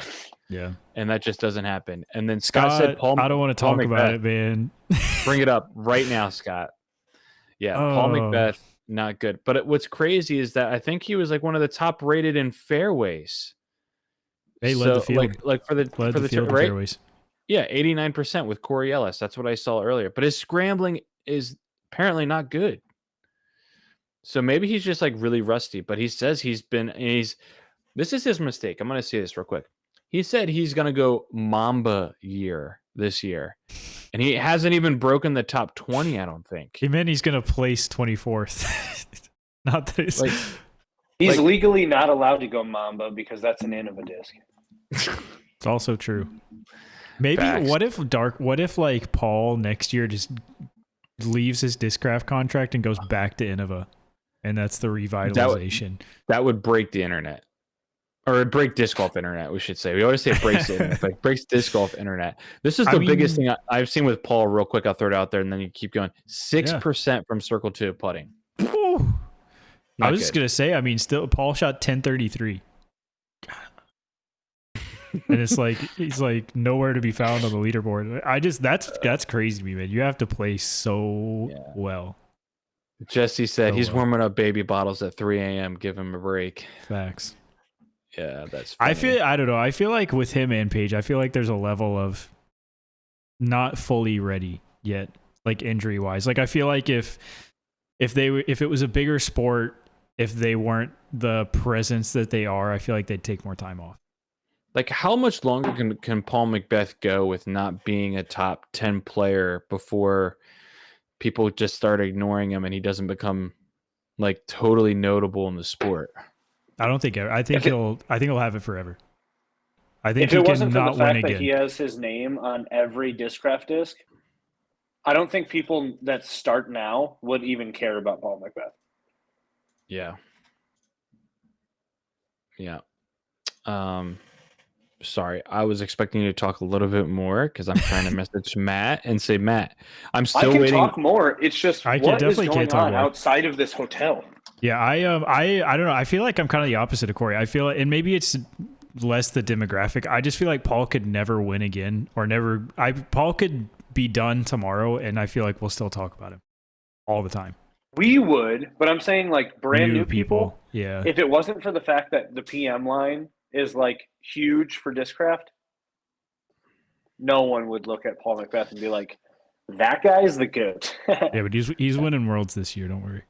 Scott says he needs to get back in the gym and lose some of that daddy weight. And then Jesse said he's just in his tiger face. He's only going to show it for the majors, which is that could be true.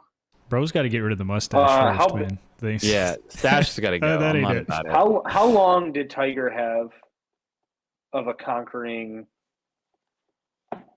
like dominance? So we'll say this: before his divorce, that was about 9 years, 9 solid years. I would say 10. We'll say 10 because it started in '97 when he won his first at Masters, and then 07 the U.S. Open, and then he tore his ACL and he got a divorce, and that just kind of ended his run of like 10 years. He came back and like won a couple events, but then he didn't win another major till 2019 is when he won the Masters. When he won the Masters, Yeah. My brother was funny though. Like, we're big golf people, but my brother like was legit crying watching it. I wasn't. I was excited, and I usually am an emotional guy.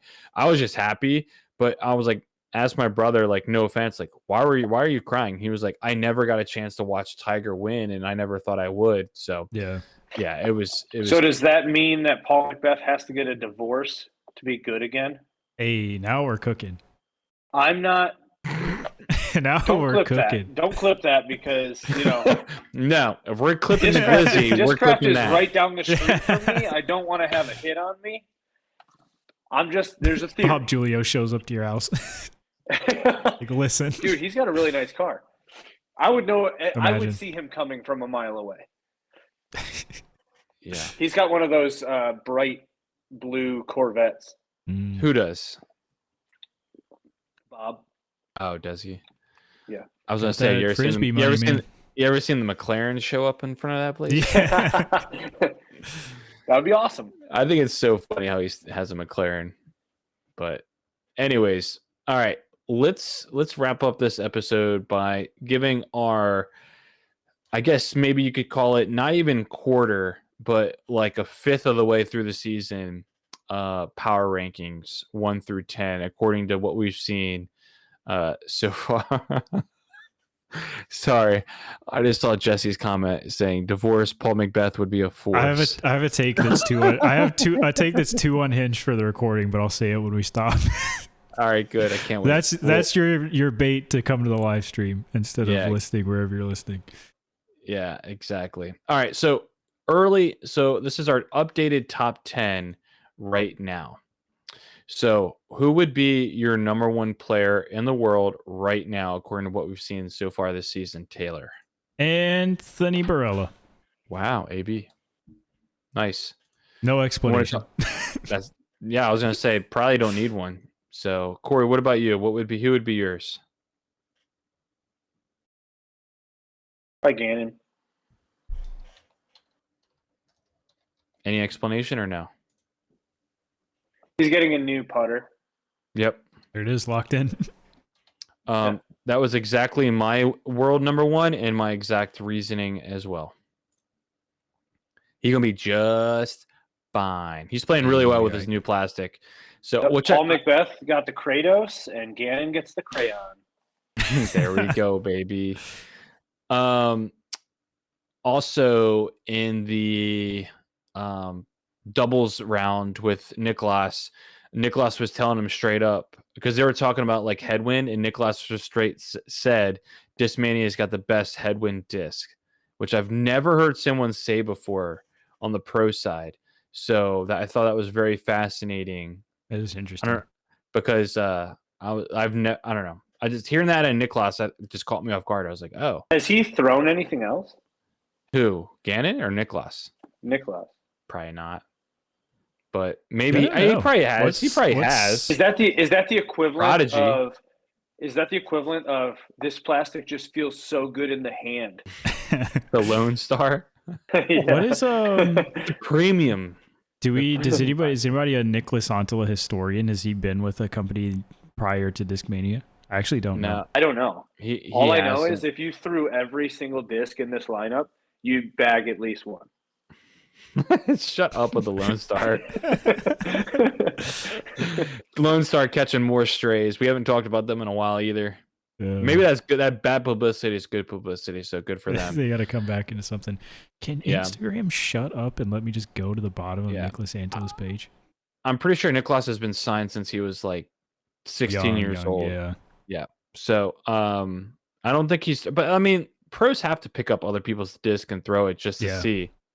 But I think that he's probably legally. Probably he's saying like, I've thrown a PD forever and I know how a PD fights to win, but yet you can beat it in and beat the socks off of it. So all right. Anyways, Corey, who's your number 2 player in the world?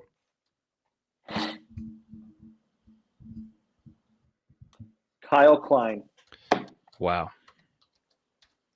What do you mean, wow? I had someone else as my number 2, but I don't have a problem with it. I just was surprised you said that. That was a solid little wow right there. Taylor, who's your number 2? I got Mr. the man I'm creeping on his Instagram right now, Mr. Nicholas Antela. Yep. I got Nicholas at number 2 as well. Really good, but has proven not being able to beat Gannon in majors, and he blew it at another event or at Waco. So got him this week, but blew it at Waco and blew it at USDGC. So that's my bias. So I'll share my number 3 first, and my number 3 is probably pretty obvious. It's going to be AB as well. So top 3 winners are all in my top 3. So Corey, what's your number 3?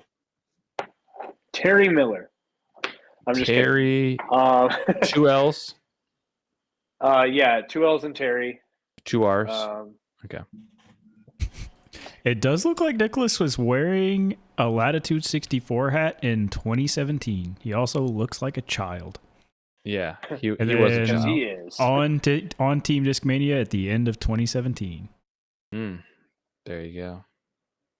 I'm gonna go. See, the easy one would be AB. Bro's got some fire Instagram pics up. I wish I could share screen on the stream. This is incredible. Everybody go back and just look at Nicholas Oncelo's Instagram for 2018, and it's incredible. That's all I'm going to say. Yeah. Some gems Yeah. out there.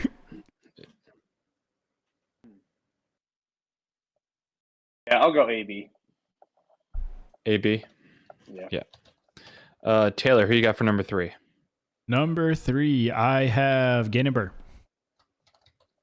Why do you have Gannon at 3 and not in the top 2? I'd love to know. Because he putted like a dog.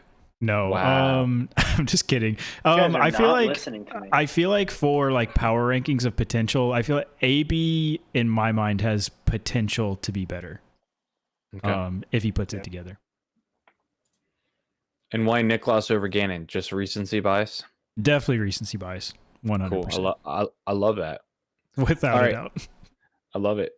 All right, Taylor, who you got at number 4? I got Kyle Klein, also recency bias, but that man in round 3 almost won from the 3rd card. And that He's was very good. insane. Yeah, he's very good. Number 4 for me, I've got Kyle Klein as well. Very good. And it's crazy that our top 4 is probably going to be all of Discmania's team, Sky team. So, Corey, who you got at number 4? Aaron Gossage. Okay. Would you like to talk about that or no? Yeah, he's really good. He is not on the Sky team, but he's on the elite team for Discraft, which is even better. I don't know. I think he's warming up. He's warming up. So you're still feeling it. Oh yeah, Okay. I think he feels pretty nimble. Yeah. I'm going to give my spoiler. I don't even have him in my top 10 right now, but I definitely also thought do about not. it. I definitely thought about it. I'm not Yeah, going me to too. lie. They're to not you. in my top 10, so shut up. Yeah, I know. Don't worry. I'm used to that. These guys So, remember MySpace? dude, that was terrifying. You'd run home after like an argument with one of your friends and see if you're still in their top 8. Please, or you'd see yourself go from like 3 to like 6, just and you're bump like, down. how is Joey ahead of me? He doesn't even talk to that dude. Because Buckets is on fire. Facts. Yeah. In my top 10. Yeah. Corey, Spoiler alert. I know. Thanks. Jeez. Corey, who do you have at number 5? Kevin Heimberg. Got it. I actually spelled it with a K at first. Yep. Okay. That's cool. Okay. What about you, Taylor? I've got a Calvin Longquist. Just kidding. I got a Calvin Heimberg. Dude, guys, that's hilarious because I don't have Calvin Heimberg at 5. I thought about it, but I don't. My number 5 is going to be Ricky Wysocki. Ooh. Richard. Yeah, played really well the first 2 weeks of the season. Kind of blew it a little bit at Waco, but looked really good. I didn't really dock him for missing this past week because he's going back to defend his 17-time Texas State title. So I'm exaggerating, obviously, but Feels yeah. like it. I got Feels Ricky like at number 17 5. time. I got Ricky at number 5. I gave him some disrespect before the season, but he's still good at disc golf. So, all right. So it might be my turn to go first. So my number 6 is Calvin Heimberg. Little curious about his injury, but this week his performance definitely shot him up way up there for me. So you can't hate on his performance this week because he's still really good with no back or no forehand. So, Corey, who do you got at number 6? I have Corey Ellis. Bro, I know you're forgetting a name that you just forgot, but it's okay. We'll talk about it. A name that I forgot? You definitely forgot somebody in your top 10, but it's all right. It'll be more it'll be funnier that way. Okay. Yeah. Why Corey? Any comments on that one or no? I think he just looks good right now, I agree with you.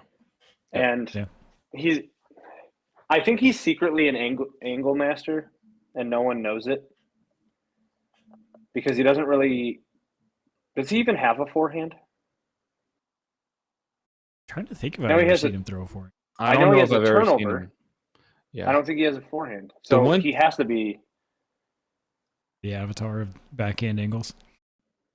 Yeah. What? The thing is, when I saw him, when I've seen him play well at tournaments, you look at his footwork and be like, it's so simple, it's really good. But I saw him throw some shots at Open at Austin where his footwork timing looked off and he threw a couple wayward shots. That's my only concern with Corey Ellis. But I don't have him in my top 10, but I debated it for a long time. I'm not even going to lie. Yeah. So, Taylor, who you got number 6? In number 6, I have the pride of Alabama, Mr. Matthew Oram. Wow. Matty O makes an appearance. Welcome, Matt. I feel like he's been consistently kind of in that, 8 to 12 range. He's in there week in, week out. So I think it's funny that every time he catches a putt, he does that point at the camera, but half the time it's not the right camera, so he's just pointing at nothing. and I think on Jomez, they were talking about counting his hops or whatever the case may be. Mm-hmm. Oh yeah, his crazy like trying to get it to go in. He's trying to get it to go in. Mm-hmm. All right, Taylor, who do you got at number 7? Number 7, I got Mr. Richard. I bumped him down a little bit for the Waco performance, but I still, obviously going into Texas State's, Ricky's probably higher that for that event, but overall power rankings, he's number, 7 for me. Number 7. So this might be a shocker. I'm going to take Ezra Robinson as my number 7. He played really well at these last few events, and he hasn't been outside of the top 25, I believe, yet. So he's broken the top 10, I think, twice so far. So I really like Ezra a lot. So, Corey, who you got at number 7? I'm going Nicolas Antela. And why so low? Did you forget about him? No. I think he's soft. No, I don't think he's soft. I think he's great, but I think he has a lot of competition. So I don't think he's going to fizzle out or anything, but it's going to be that whole group of like, you throw all of these names in a bucket, any of them can win. So, yeah. 10-4. Works for me. All right, Corey, right back into it. Who's in your number 8? Isaac Robinson. Isaac. Okay. And to be honest, I just like his game. Yep. Just for fun, I wanted to bring it up. Just give me a second. Where is he? Isaac Robinson, so far this season, has finished 6th, then 47, then 29. So I'm a little nervous for him. I don't want him to fall back too far. He's got to start putting in some more top 10s. He's got to be more consistent because his buddy Gannon is starting to put it to him. It's true. But he is a 2-time major champion, and he's the reigning world champion, which is crazy. So, all right. Taylor, who you got number 8? Number 8, I got Christopher Dickerson. I feel like he's been kind of sneakily climbing his way up leaderboards, like on final days, stuff like that. And if you look at the season as a whole, he's actually been placing pretty well, even though I feel like he's not gotten a lot of press for it. So sneaking into the top 10. Yeah, Chris Dickerson finished 9th this past week, and then he also finished 28th at the chess.com new course, and then he finished 6th at Waco and 9th this past week. So he's starting to heat up. And his putter was electric. And when his putter is good, he's like the best player in the world. So very good player. My number 8 is actually welcome to the top 10, Mr. Joey Buckets. I think he's made some really good appearances on Jomez. He's starting to get comfortable. I think he's a guy to be paying attention to. Yeah. So, And I'll just go right into my number 9 again, and I will finally put Mr. Dickerson in the top 10 as well at number 9 for me. So I was debating between Joey Buckets and Dickerson. You could probably swap those guys either way for me. So Taylor, who do you got at number 9? It's exactly what I got. I got Mr. Joseph Anderson at number 9. Same thing. I was kind of debating against the two. I think more consistent, like top 10s for Chris bumped him up a little bit for me, but man, I feel like he's kind of proving that he's not a fluke. Guy's got game and is sticking around. Yeah, he's very good. His little like baby Heiser flip game is so fun to watch on TV. All right, Corey, who you got number 9? I got Chris Dickerson. Dude, Mr. Dickerson, us, welcome. Look at us. Welcome to across the board top 10, my friend. You're in it. He's not going anywhere. I don't think he's ever not been in my top 10. You can also get his old grip signature bag for really cheap right now if you're looking. Dude, $159. I'd rather get a camouflage lure. Is that coming? Hey. I mean, come on. Yeah. Is it going to be the lure or the legend, though? Oh, with Chris, it's got to be the legend. That man carries like 600 discs. Yeah. Yeah, he does. He does carry a bunch. So, Corey, you had Chris Dickerson as your power ranking number 3 before we started the season. The rest of us didn't even have him in our top 10. Disrespect, honestly. So you guys failed. No, he had to show us that he was ready to come back and play well, and he has. And now we're all putting respect on him. All right, last guy. Who do we have, Corey? I have Cole Radalin. That was a tough one for me too.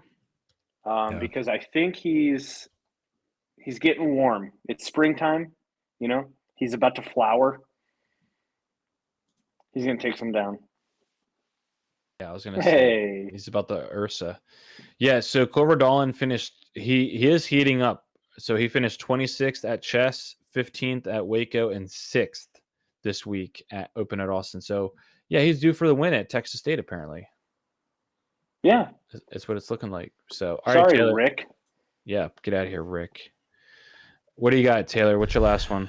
I also had Ezra Robinson sneaking in to round out my top 10. I feel like he has kind of similar to Chris, just like sneakily just been consistently kind of on the bubble of like not good enough to be like super talked about, but still up there on the leaderboard. So I wanted to put some respect on Ezra.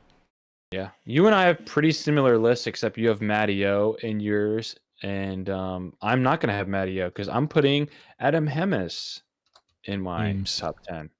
Adam Hames. So I'll tell you why as soon as I can pull up what he's done the last couple weeks. He hasn't like broken into like the top 9, but he's been very consistent. He's been 17th, 10th, and 14th.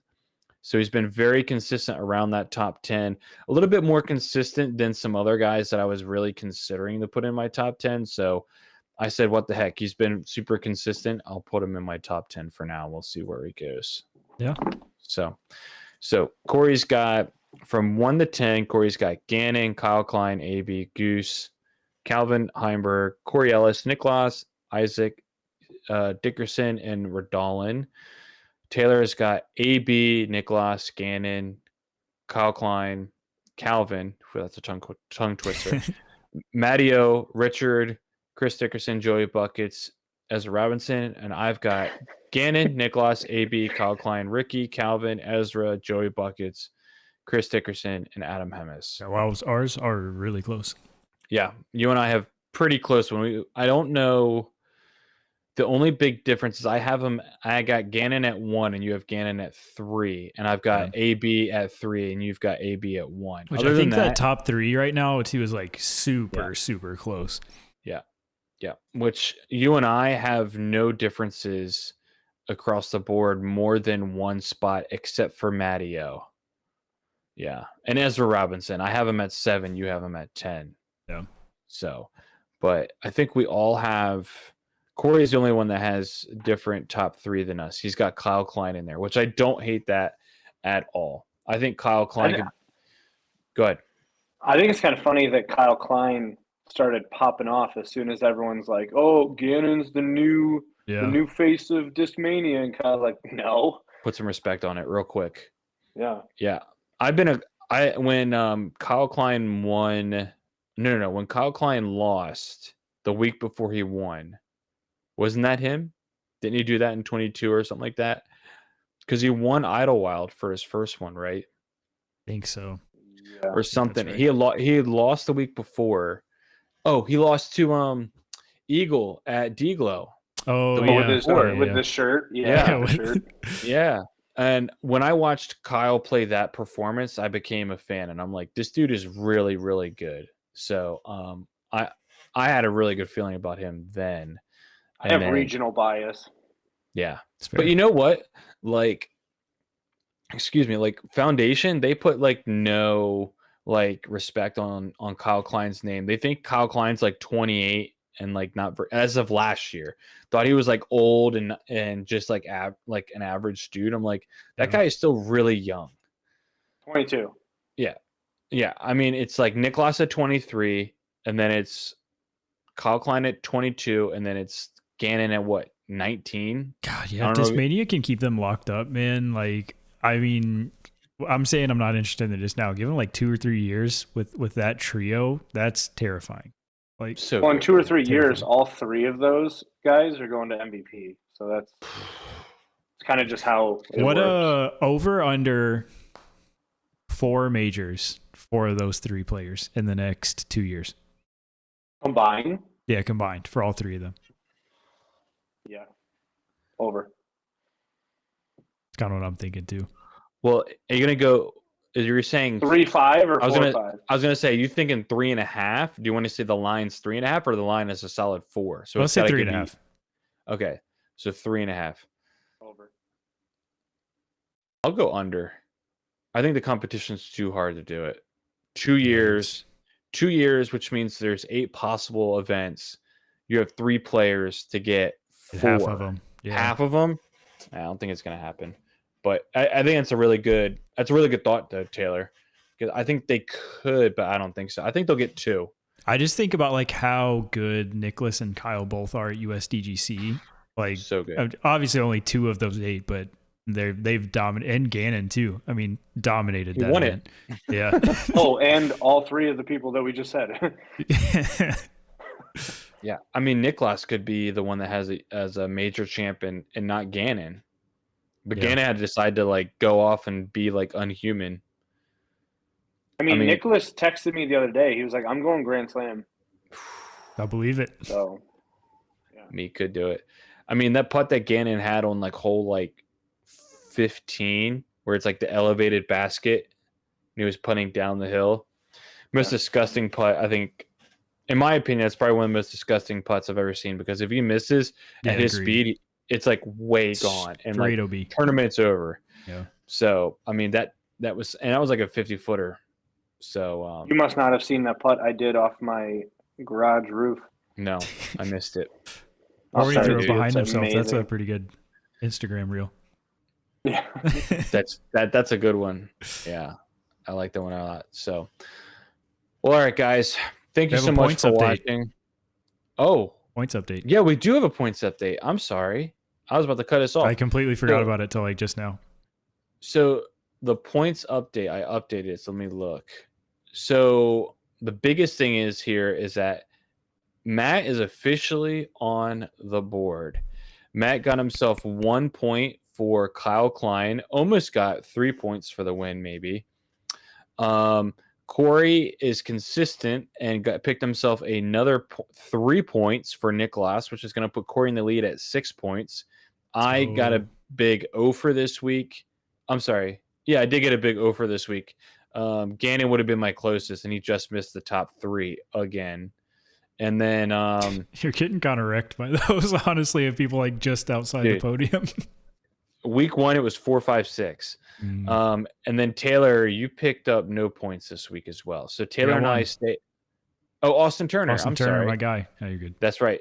Which Taylor has picked up 2 out of 3 dark horses points this season so far, which is impressive. So it'll be Corey has 6, Taylor has 5, I have 4, and Matt picks up his 1 point. Thank goodness he didn't get skunked. So as the kids would say, Matt, you don't know ball. So just kidding, Matt. So that's where we are. We'll give our picks for Texas State's next week. Did I miss? What's up, Corey? I just realized that that's what you meant because in the group chat you said Corey knows balls. You didn't say no ball. No, you put balls. Oh, did I? I was like, that's weird. So now I understand what the reference was supposed to be. That's hilarious. I got to go back and check that. That's so bad. Corey knows ball is what I meant to say. Because Corey is spanking, well, not spanking, but he jumped. I'm spanking balls. And has Aaron Gossage over Nicholas Antal in his power rankings. Let that sink in, folks. And that was like a last minute, like, you know what, pick Nicholas. And I was like, dang, I forgot about him. That's a good pick. And yeah, he pulled it out. So anything else that I missed before I make a fool of myself? No, more than I was already the have? only thing. Sick. So Yep, you're a fool. I know that. I just said any more. So I just want to make sure. Like my levels, like I just don't want to get any more. I know my levels. Go buy one of those. I ordered one, and maybe like Tyler. Maybe we'll have another signature disc that we can promote here in the next few weeks. Yes, please. That would be awesome. So I can't wait to get my hands on that one too. So all right, thanks so much everybody for watching, and we'll see you guys next week. Peace out. Peace.